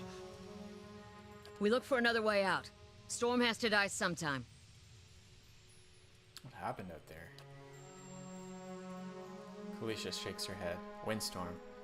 Of a kind they only get in Ire Glanfath. Not too many people live through them, so it's hard to know what's true. The Glanfathan word is bioak. To them, it's the gods' way of reaping the souls of the land that couldn't find their own way out. But they'll take a living soul as soon as a dead one. Still got yours?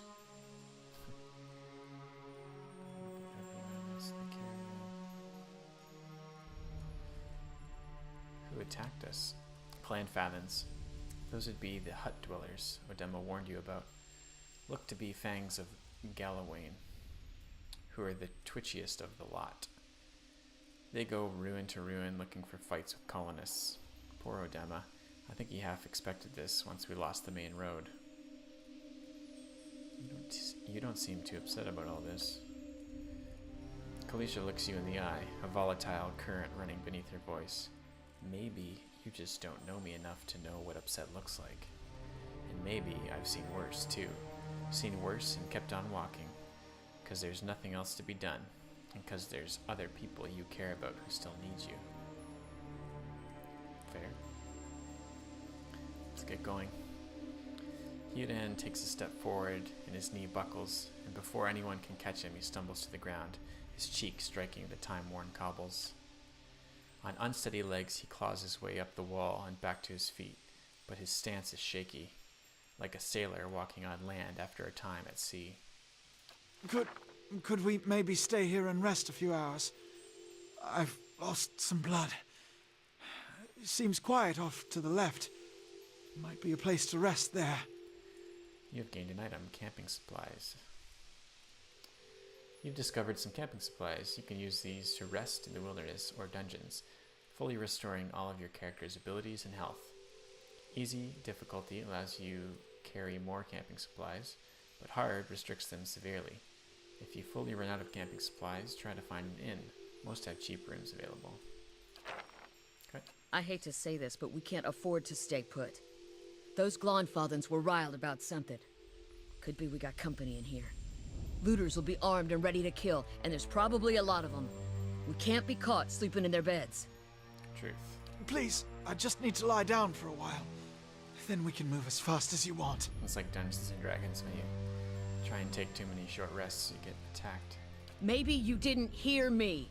We are gonna die in here if we don't get moving and get this place figured out before the looters come back. We've either got to find the exit or a damn good place to hide. We've got to take the risk and let him rest. We need all three of us at full strength. Kalisha's right. We have to press on. We don't know what we're up against. I'd say press on. As a DM, you always want your party to press on. I'll do my best. So what's his problem? Bruised ribs, -4 constitution. So we could have rested it. Mm-hmm. Well, let's see how this plays out. Let's go left first.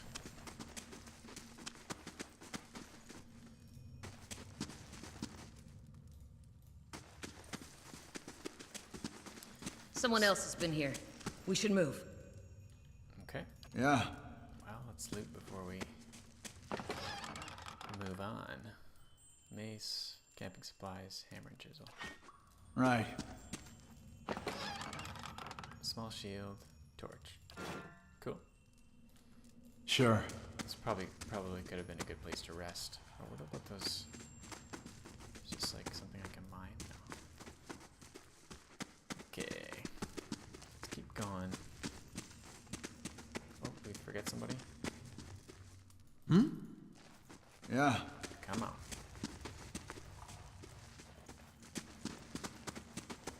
Yeah, I think I'm gonna keep it in slow mode. I think fast mode.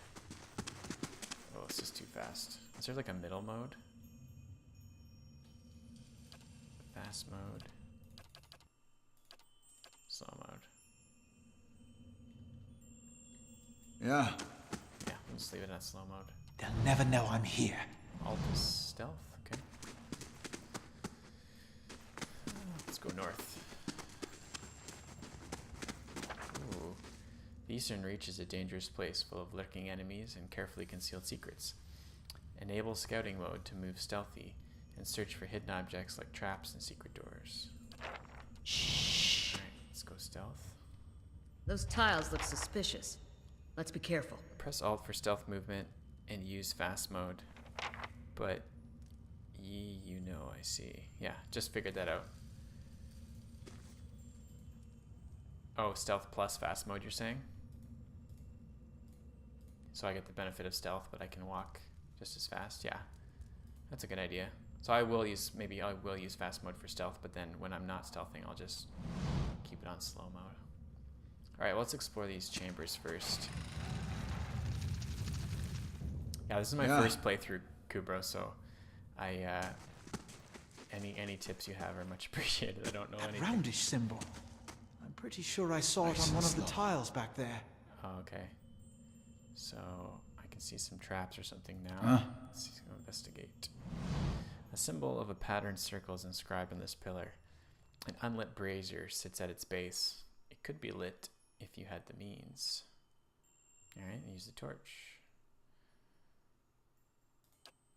Flames kindle swiftly in the brazier, winding their way upwards. Keeping quiet. Alright. Let's see what happens here. Alright, I don't think I need Keeping quiet. bring the party along. Be quiet. Okay, what did that do? You have summoned Tiamat. This mural must be ancient, yet the colors are still bright and vivid. Oh, I can't read that quick. It shows a procession of Anguithans from all Kith races, Amau, Elf, Orlan, Dwarf, Human. They walk among pillars similar to the ones that span this chamber, each one topped with the flame. Well, now they are. Yeah. Okay, let's blow the rest. Okay, I think that's it. We lit all the flames. Let's keep going. Let's check the map here. Okay, so we came from here. We explored there. Now we're gonna go here. Okay.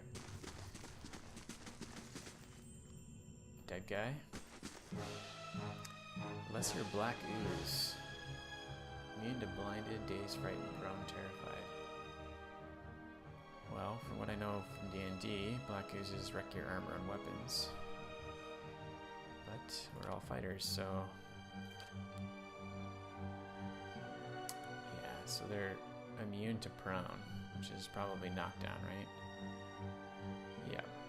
So... I'll try... Are they also immune to blinded? So, we're just gonna have to go in there and hack them up. Because these are all the abilities we have.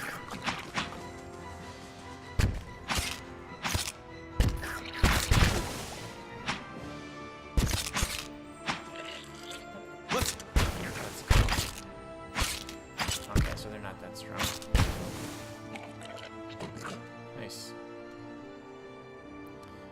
the ooze.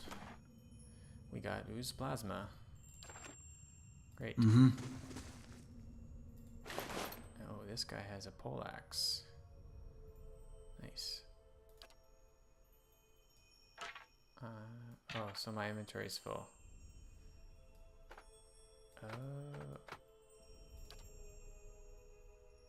Okay. So I'll give it to her then. Let me check out the inventory screen here.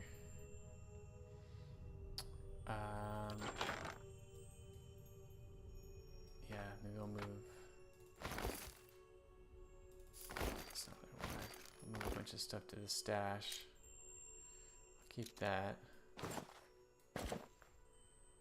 Definitely keep that beer on me. That's important. Tricorn hat. Don't need that yet. Weapons, shield. Keep that gun. Don't need that. Okay. Oh. So I wasn't holding a weapon because I threw it to help Hyodan get into the cave. So that was interesting. I have to pay attention to yeah, I have to pay attention to how that works. How the RP elements actually affect your character and your items. You can switch to new weapon sets by selecting the weapon icon from an individual character's action bar.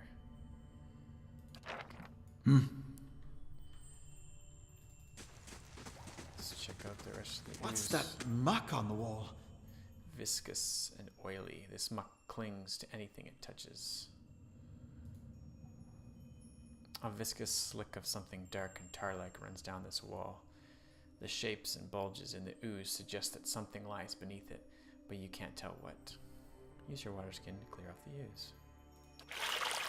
You rinse the ooze away, revealing an intricate relief of a man's face. The sunburst surrounding it has chipped away in places, but the details of his head, from the tight curls of hair to the ridges of his pointed ears, still showcase remarkable craftsmanship. One eye socket is empty. A gem fills the other. Interesting. Start to find a gem. Fit in that eye socket.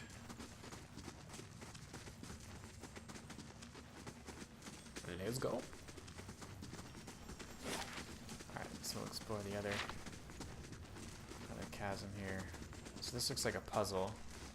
I'm gonna come back to this once I've fully explored. Stay quiet. Else. Another dead guy. Oh, Anguithin Relief Gem. Perfect.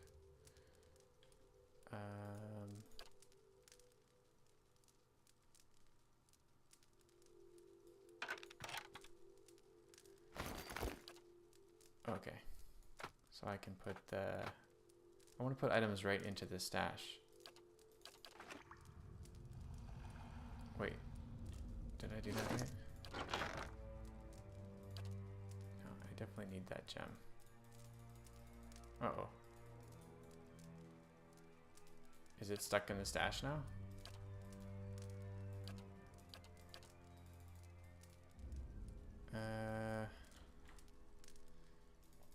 How do I get that out?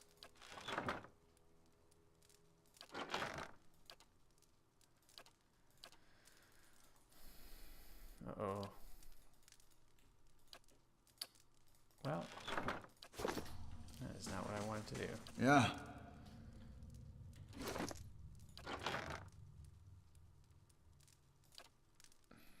Anybody in chat know how to get that out? Huh?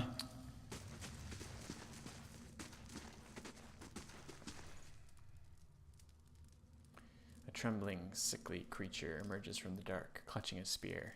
Knobby elbows and thin ribs show through its scaly flesh, but you recognize it as a Zaurip.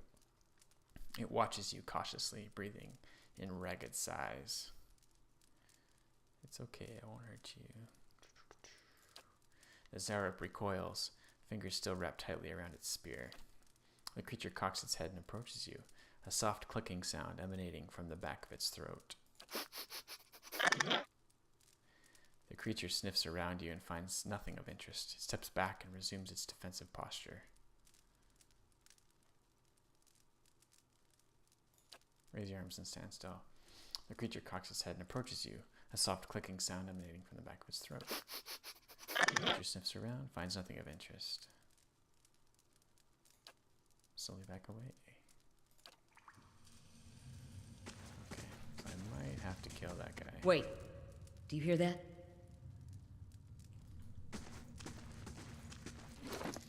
Let's see if I can get this gem out of this chest. I'm just gonna quickly see how to access the chest.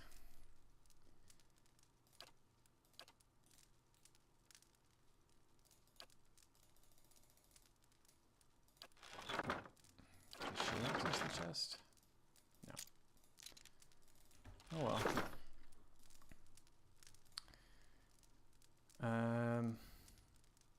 Cast blind on him and walk past him if you don't want to kill him.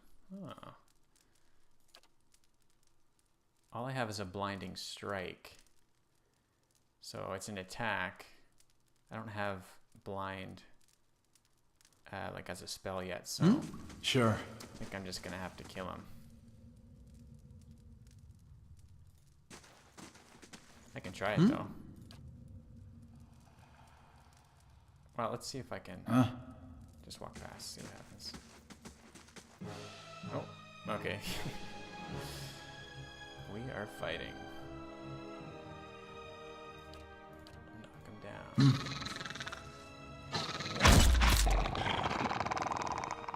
He did.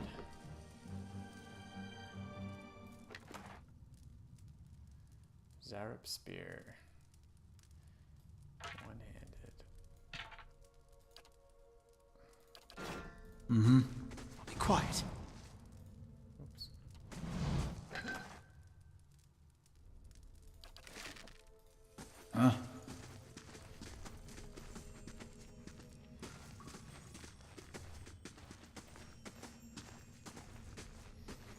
Okay, so that's a loop. So I'll run back this way. So I probably had an opportunity, Kubro, to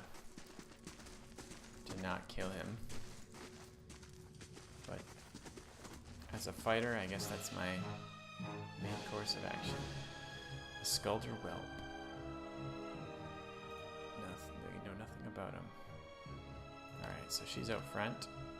Wait, no, I didn't want that. Second wind, let's not do that. Oh, I cancel an ability once I've done it. I'll just use something else. Yeah, okay. Let's go.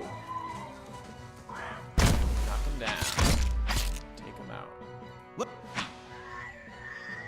Oh. No loot though. It's okay. Another hatchet. That looks weird. That looks weird. A crack runs along this wall from floor to ceiling. A light gust of air passes through it. Push on the wall. Despite the damage, the stone looks heavy and solid. Send Kalisha. Kalisha pushes with all her might. The crack begins to spread. Finally, the ancient masonry gives way. The wall crashes down, revealing a circular room ahead. Okay, because she's stronger than us. Alright, so this looks like a secret room, maybe. Let me save here.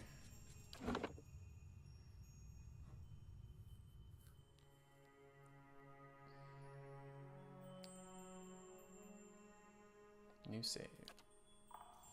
Okay. I hope you don't have to. I might have to reload back at the beginning of the cave if I need to get that gem. I don't know. What do you guys think?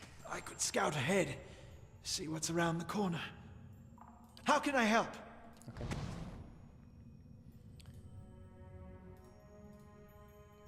Oh, there's that guy.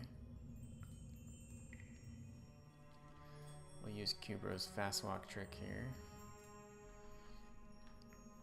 So there's just 2 baddies in the corner there. What do you mean you got it in your inventory? No? Well, I put it in the stash by accident, and I'm not sure how to access the stash. Do you know how to do that? If I click stash, and then I go down to quest items, it's there, but I can't get it right now. Is it because I'm in a cave? I have to be at a stash? What do you think?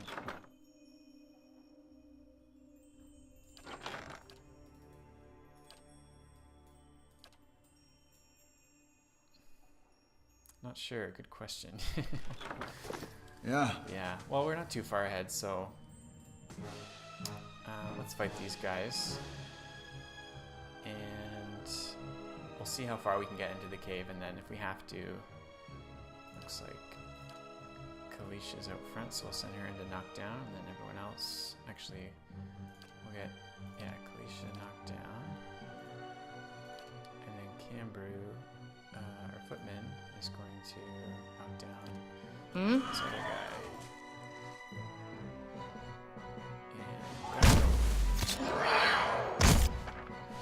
And scouting mode is used both for stealth and for finding hidden objects like traps and secrets. While scouting, your character's selection circles will start to fill with yellow when a character is starting to detect them.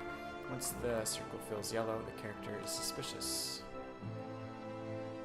and will move to investigate while the circle fills red. If the circle becomes fully red, your character will be discovered. The character's ability to find hidden objects is based on his or her mechanics skill. A higher mechanics skill allows them to find objects at a greater distance. Cool. Moving toward a character accelerates how quickly they will detect you. If you actually touch the selection circle of a character with your own, you'll immediately be detected. Okay, good to know. Alright. Knock him down. Oh, I got stunned here. Everybody. Attack. Nice. Well, these fights are really easy. I'm sure it'll get harder. Sculder here. Whoa. Stay quiet.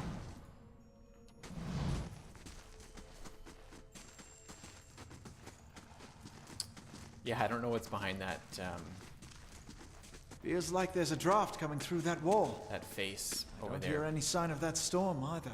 that requires that gem, so hopefully didn't miss out on something really cool. You know what, I'll just save it right now.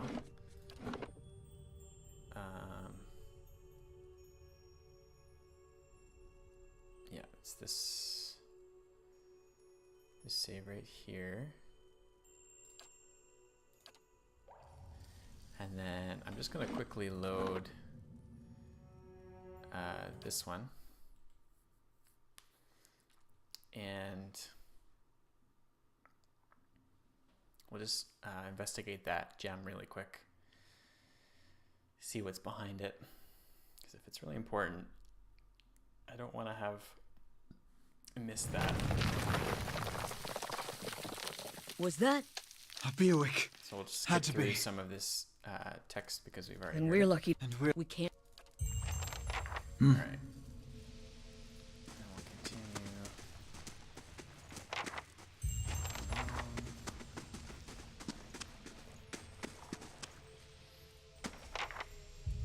And we'll choose. That should be far enough. We look through for another again. way out.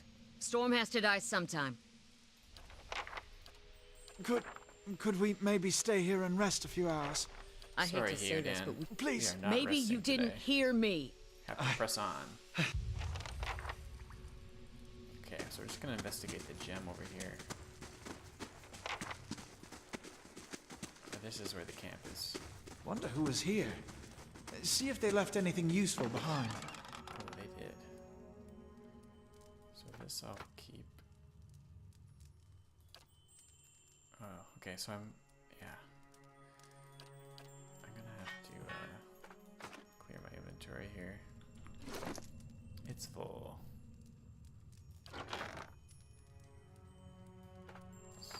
send a bunch of stuff to the stash. I'll keep the lockpick. Keep the beer. Keep the pistol. Clothing we don't need. We don't need the hat. Bow. Hatchet.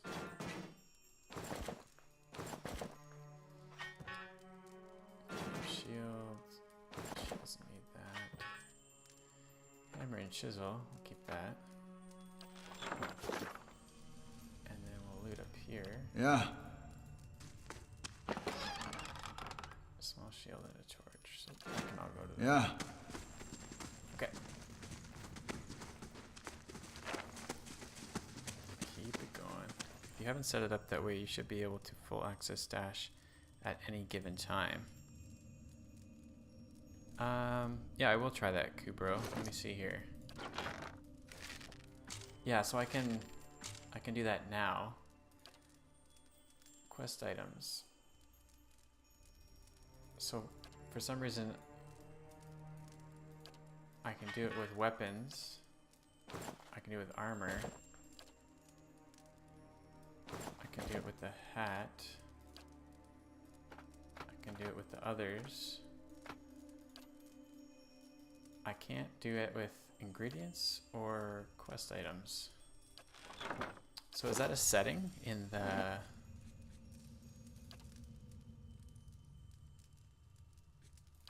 difficulty?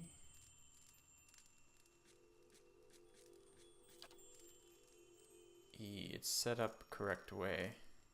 Okay. Well, maybe we'll just play it out from here then.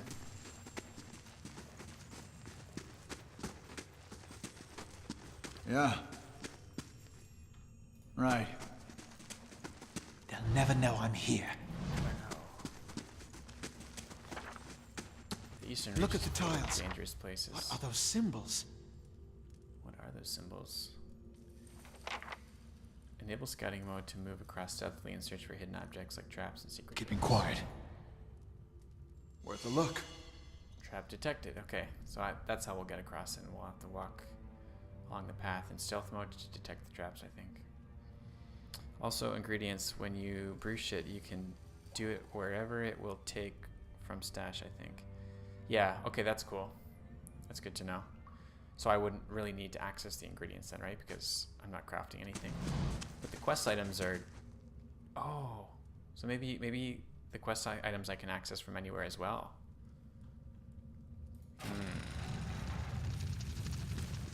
That roundish symbol. Yeah.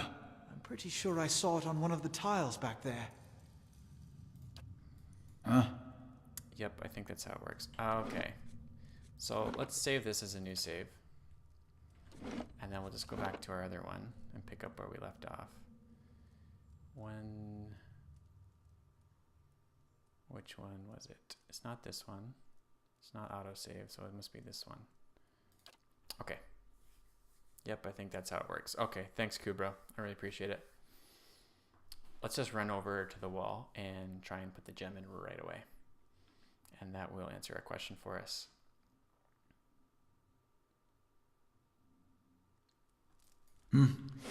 So we're over here. Okay. Let's wrap around. So it looks like we had a few different paths that we could take. This was like a hidden chamber that got us around the trap. The trap puzzle. With some fighting. But I'd like to try the trap anyway. Oh. Nice and slow. Maybe lighting the torches in that other room shows us where the traps are. Because as you can see now, they're different colors. Or one of, like the trap set is lit up, the untrap set is not. Okay, that's cool. What? Stop that. Yeah. There we go. Okay, let's go check out the socketed face over here. See if we can put the gem in. That'll be really good to know for future reference. Yeah. Place the gem in the eye socket. The chamber begins to rumble, stray rocks dancing across the tile floor. Finally, a large section of the wall gives way. You have lost an item. Cool. Yeah. Nice. Thanks, Gubro. Oh, more black ooze. Alright. Let's attack it. It's immune to everything we can do, so we're just gonna run it and smack it.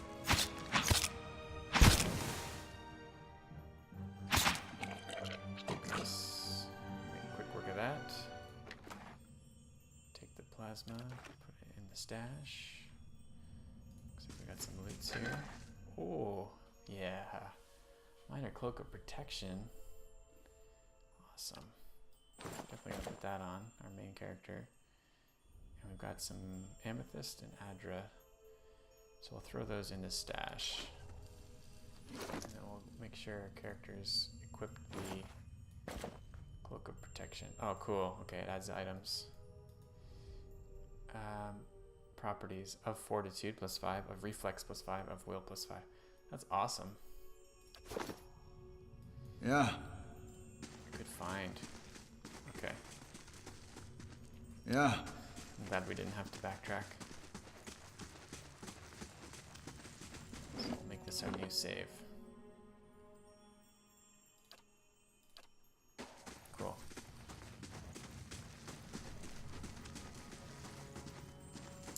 Alright, we'll head up. Let's try and get across the trap.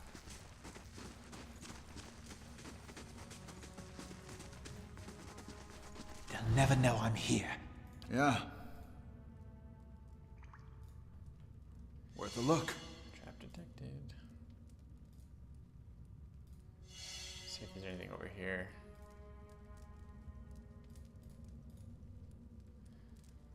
Nope. Okay. Found something. Yeah, no joke. What you need?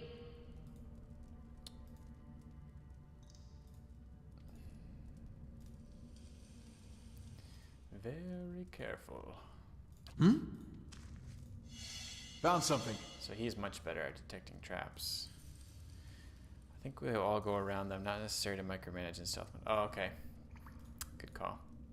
I wasn't sure. Thought I'd be safe. Better safe than sorry. Spear Spiderling. Huh? Oh, there's a second one. He's quick. Or she. What? Oh. Oh, there's Squishy. Cool. No loot.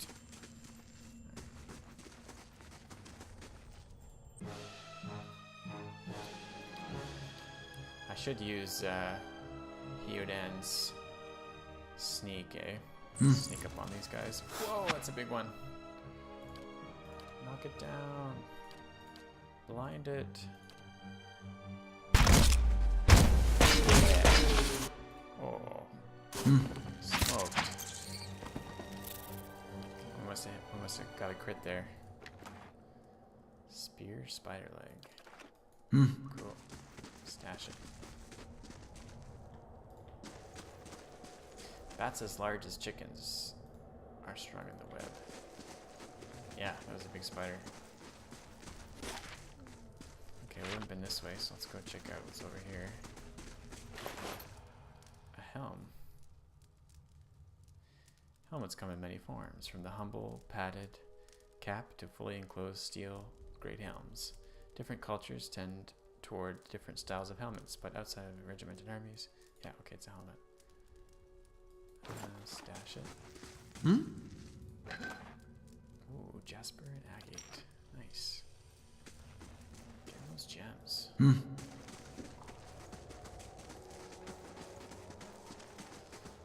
What's up here?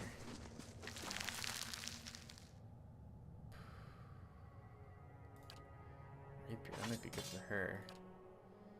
Bloodstone will stash. Let's see. Because she's dual wielding, right? Battle axe. 13 to 19 slash. What's this? 11 to 16.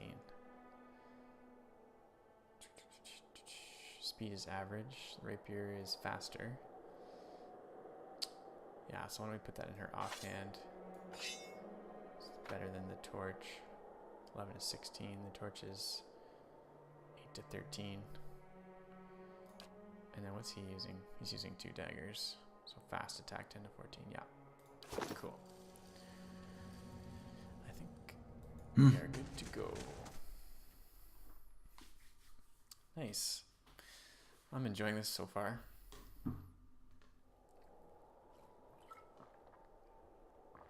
New map discovered.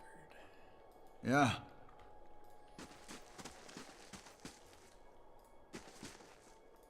Oh. Older robed man. 4 figures stand before an otherworldly apparatus, an ancient structure of chiseled adra and metallic veins, ominous and looming like a silent observer. Standing motionless in their midst is what appears to be a human body, colorless as stone or ash. The other figures gaze upon it in what might be contemplation. From your vantage point, you are well obscured from their view. The figure closest to the machine stands out among them. A thick gray beard frames a face otherwise hidden beneath a metallic mask. His faded robes are embroidered with a runic language unlike anything you've ever seen, and he wears a strange black headdress with 2 protrusions that jut out like the wings of some malevolent creature.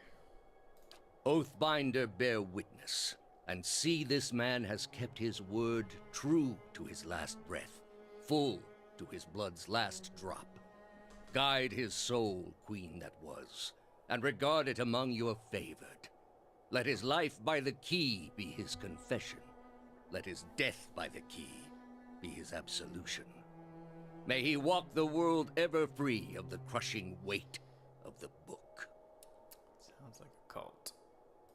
Your brother has done his part, and you have seen the power of his contribution. I will accept no further hesitation from the rest of you. In the sight of the queen that was, will you fulfill the oath? Will you take your place beside your brother in the endless esteem of her memory that is without flaw? Step forth, and be assured of the great worth of your life's course. Okay.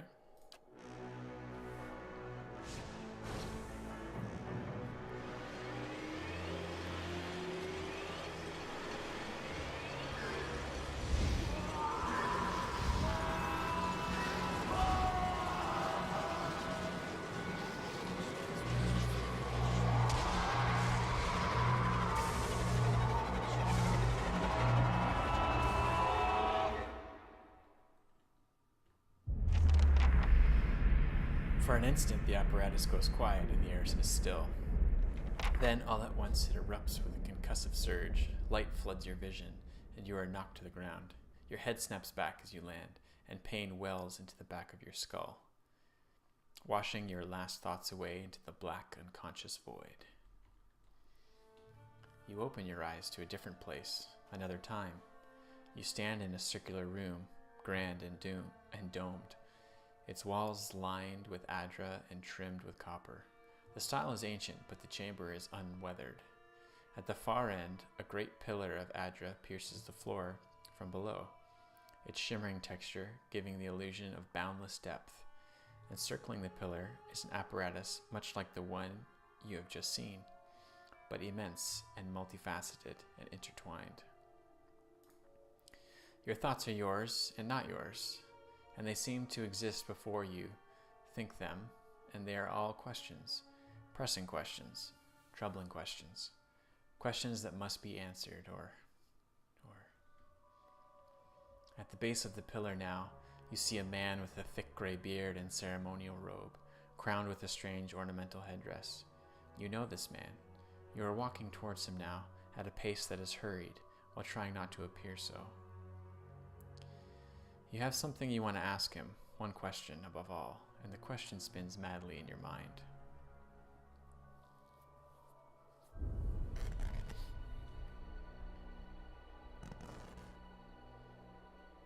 Uh-oh. You awaken to find your malice is broken, only to be replaced with something far more concerning.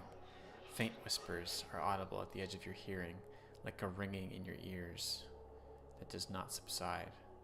Movement flits through your periphery, but when you turn to look, you can see no sign of whatever it was. You find your gaze regularly darting this way and that, an involuntary paranoid tick.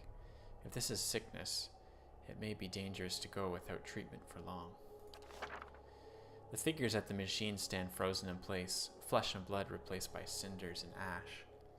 The man who led them is nowhere to be seen. One of your characters has become fatigued. Fatigue represents the physical and psychological wear and tear of demanding activity on a character. It is most commonly received as an injury, but when a character is knocked out, but some scripted interactions will also result in fatigue if they are especially grueling. Fatigue goes through multiple stages, initially inflicting minor penalties but growing in severity over time. Resting is the easiest way to remove the effects of fatigue, though some consumables can also remove fatigue. Heodan and Kalisha lie bloody on the uneven cobbles, their bodies twisted unnaturally in death. You are alone and far from help. Gilded Veil may be your best hope of receiving treatment before things get worse. Oh, level up? Your character has earned enough experience to advance level. Click the icon on their portrait to level them up. Yeah.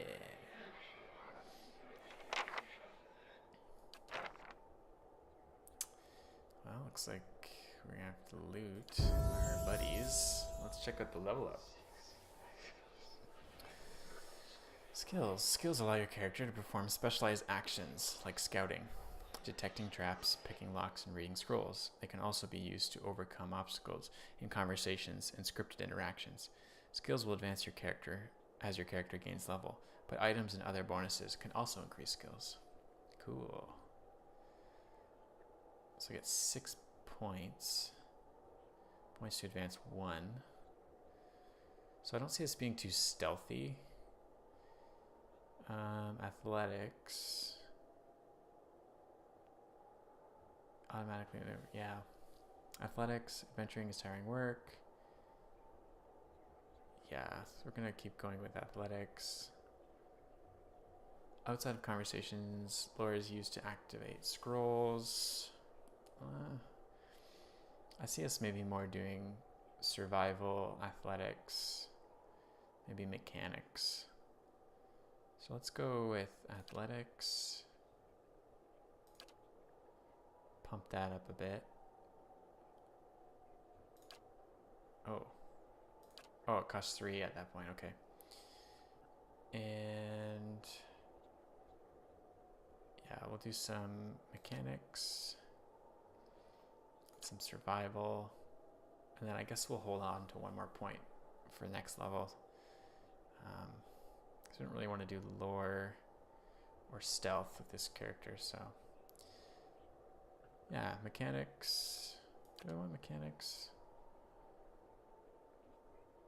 Easier to open locks and find and disable traps. I'm gonna leave that to like a more roguelike character. So why don't we just put more into survival? We'll do survival and athletics. Okay, cool. Next. Ooh, talents. Talents can be used to customize your character abilities, your character beyond your class ability choices. Some talents modify existing abilities, but others add new abilities of their own. A subset of talents are class specific, but most can be taken by characters of any class. Cool. So I get 1 more talent. So I have 1 class talent, offensive, weapon focus, adventurer. Grants weapon focus, adventurer passive. Oh, cool. Oh, there's so much here.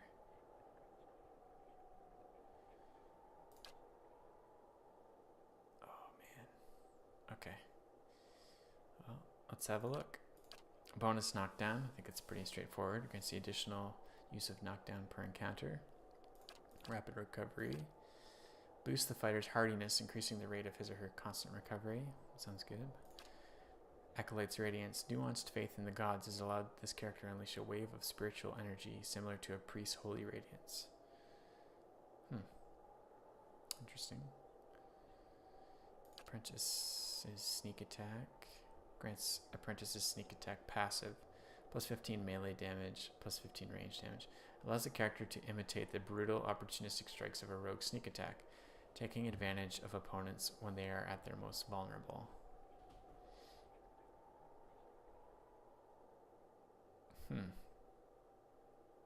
So that would be sneak attack, I think, is when you get a strike on an opponent in the first 2 seconds of combat. It gives you a sneak attack bonus. Correct me if I'm wrong.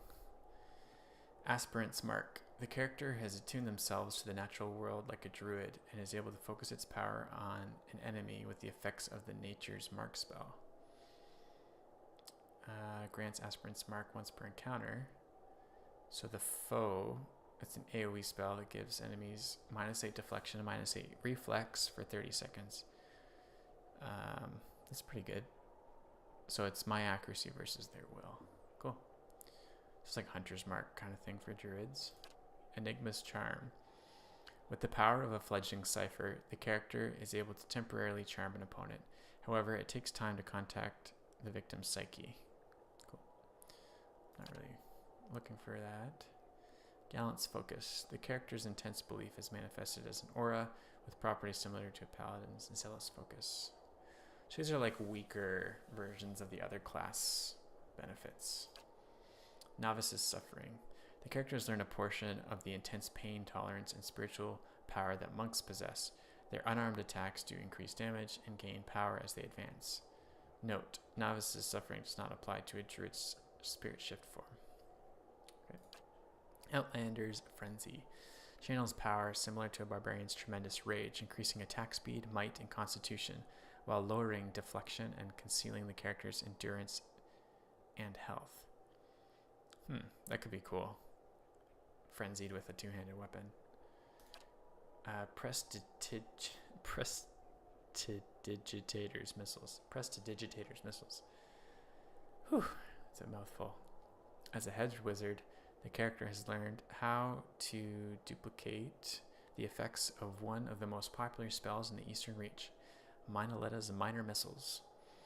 Because the character does not use a grimoire as the wizard does, the effect is not quite as powerful. Rhymer's Summon. This rhyme mimics the Chanters' ability to summon skeletons, though it cannot be used until some time has passed in combat and cannot be used frequently. Summon skeleton, that's cool. Runner's Wounding Shot. Rangers learn where to strike an enemy to inflict debilitating wounds. This technique can be imitated by other characters as a weaker form of wounding shot. So it's once per encounter. It's average speed.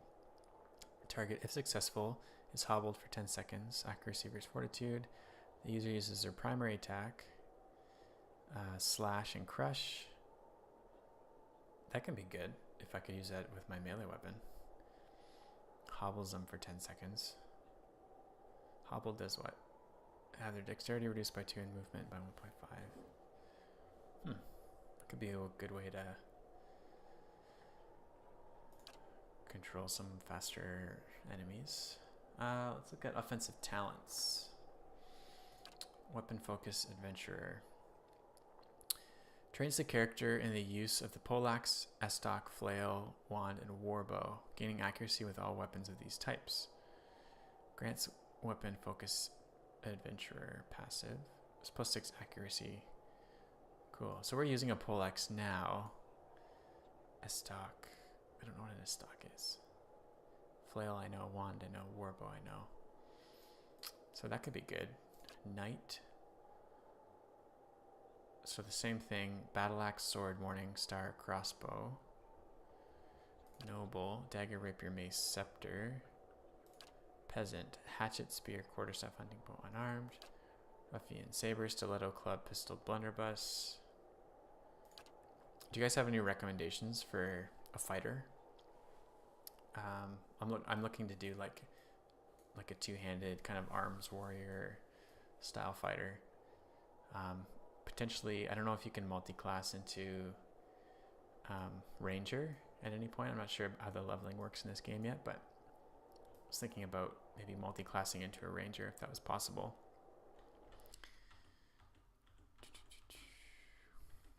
if you have any suggestions. Soldier, great sword, which I'm assuming is two-handed. Pike, warhammer. Ooh, might be a warhammer guy. Arbalest, yeah. I'm gonna hold off though until I try out a few more different weapons before I start specializing. Marksman increases the character's accuracy with ranged weapons, so we're not using range. 2-weapon style. This is what specialized training increases the character's attack speed while using a weapon in each hand. Oh, that's not what we want. We want two-handed style. Grants a damage bonus while wielding a two-handed melee weapon. Yeah. Okay, so I think that's what we're gonna go with. Let's check out these other abilities here first, though. Hold the line. Trains the character in new defensive strategies, increasing his or her engagement limit by 1. What is engagement? Engagement occurs anytime a character attacks an enemy with a melee weapon at close range. As soon as the attacker gets close enough, he or she will engage. When a character is first engaged, he or she will stop moving. The character is free to move again, but doing so provokes a disengagement attack. If characters break engagement, they have a limited amount of time before the enemy they disengage can attempt to re-engage. Oh, okay. That's cool. So you can be engaged with multiple characters, like enemy characters. That's really neat. So we might do that at some point, so that characters attempting to flee us, we can get extra hits on with attacks of opportunity or whatnot. Snake's reflexes. Increases the character's reflex defense. Okay. Bear's fortitude, increases fortitude. Bull's will, increases will. Weapon and shield style. Plus 6 shield deflection. Yeah, we're not using a shield. Graceful retreat, plus 12 defense when disengaging. Okay. Fast runner. Character becomes more fleet and nimble, increasing movement rate and granting a defensive bonus against disengagement attacks. Cool. Scion of Flame. Increases burn damage and damage reduction. Heart of the Storm. Increases shock damage and damage reduction. Increases corrode damage and damage reduction. Freeze damage. Reduces the recovery time when switching weapons or spells in grimoires. Cool. Wound Binding. Allows the healing of a modest amount of health on the user. Cool. It's like a first aid kind of thing. Allows the healing of a small amount of health on an ally. Field triage. Okay. Yeah, so let's go with two-handed style for now.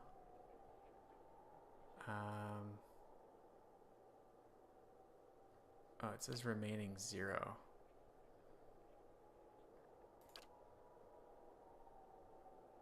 Points left. Do I need to carry these points over? No. Oh, so I don't get a talent this level. Well, poop. Well, it was good to read those anyway.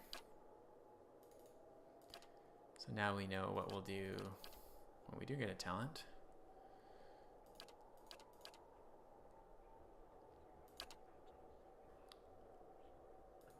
Wait, what is that? Oh, I did take it. Two-handed style.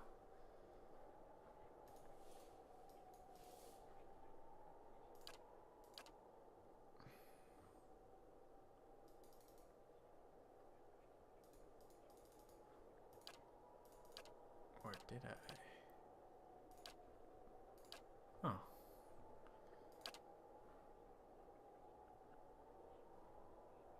Okay. Cool. After leveling a character up, you may want to review their statistics. Open their character sheet to see their attributes, skills, abilities, and talents in greater detail. Alright, let's loot our friends. So sad. Alright, they have a bunch of stuff. I'll put the lockpicks on me. Minor gen, take that. The rest can go to stash. Oh, they're naked now. So sad. Okay.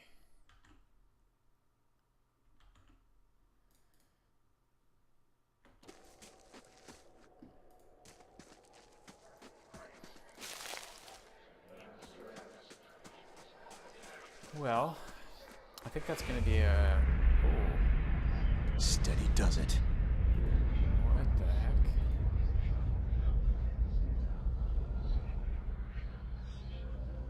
What is happening?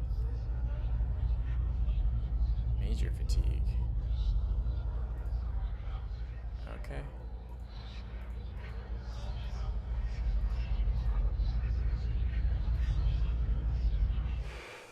Oh. So it's just like a vision.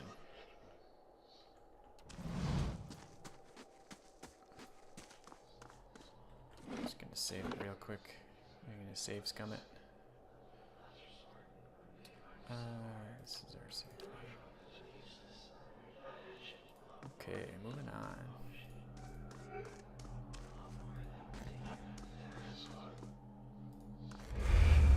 Whoa. Vessel flesh. Vessel flesh.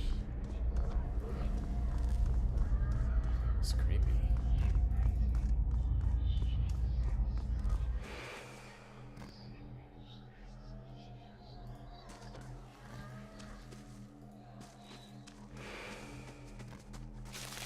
So am I getting more fatigued?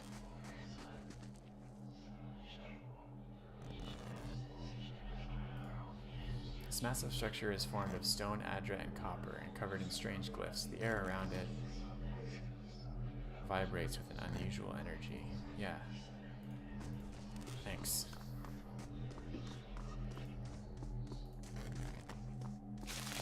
Pilgrim's Crown.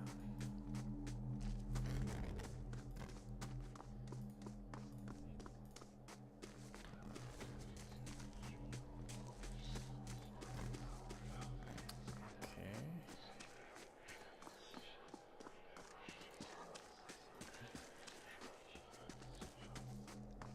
Well, let's run up to it.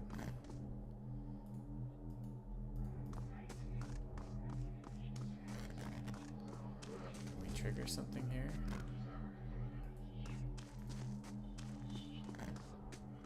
Or is there oh, north? Is that what this means? I can go north? Ah.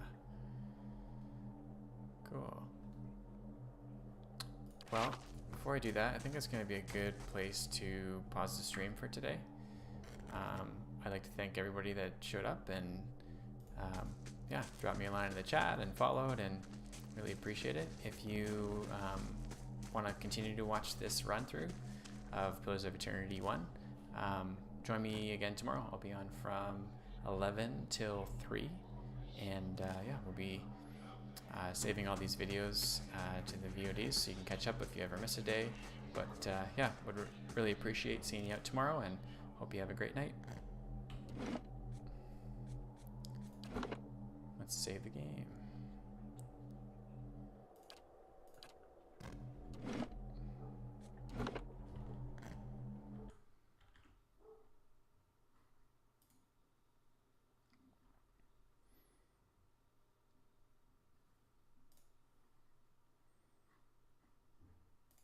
Try this credits feature out here.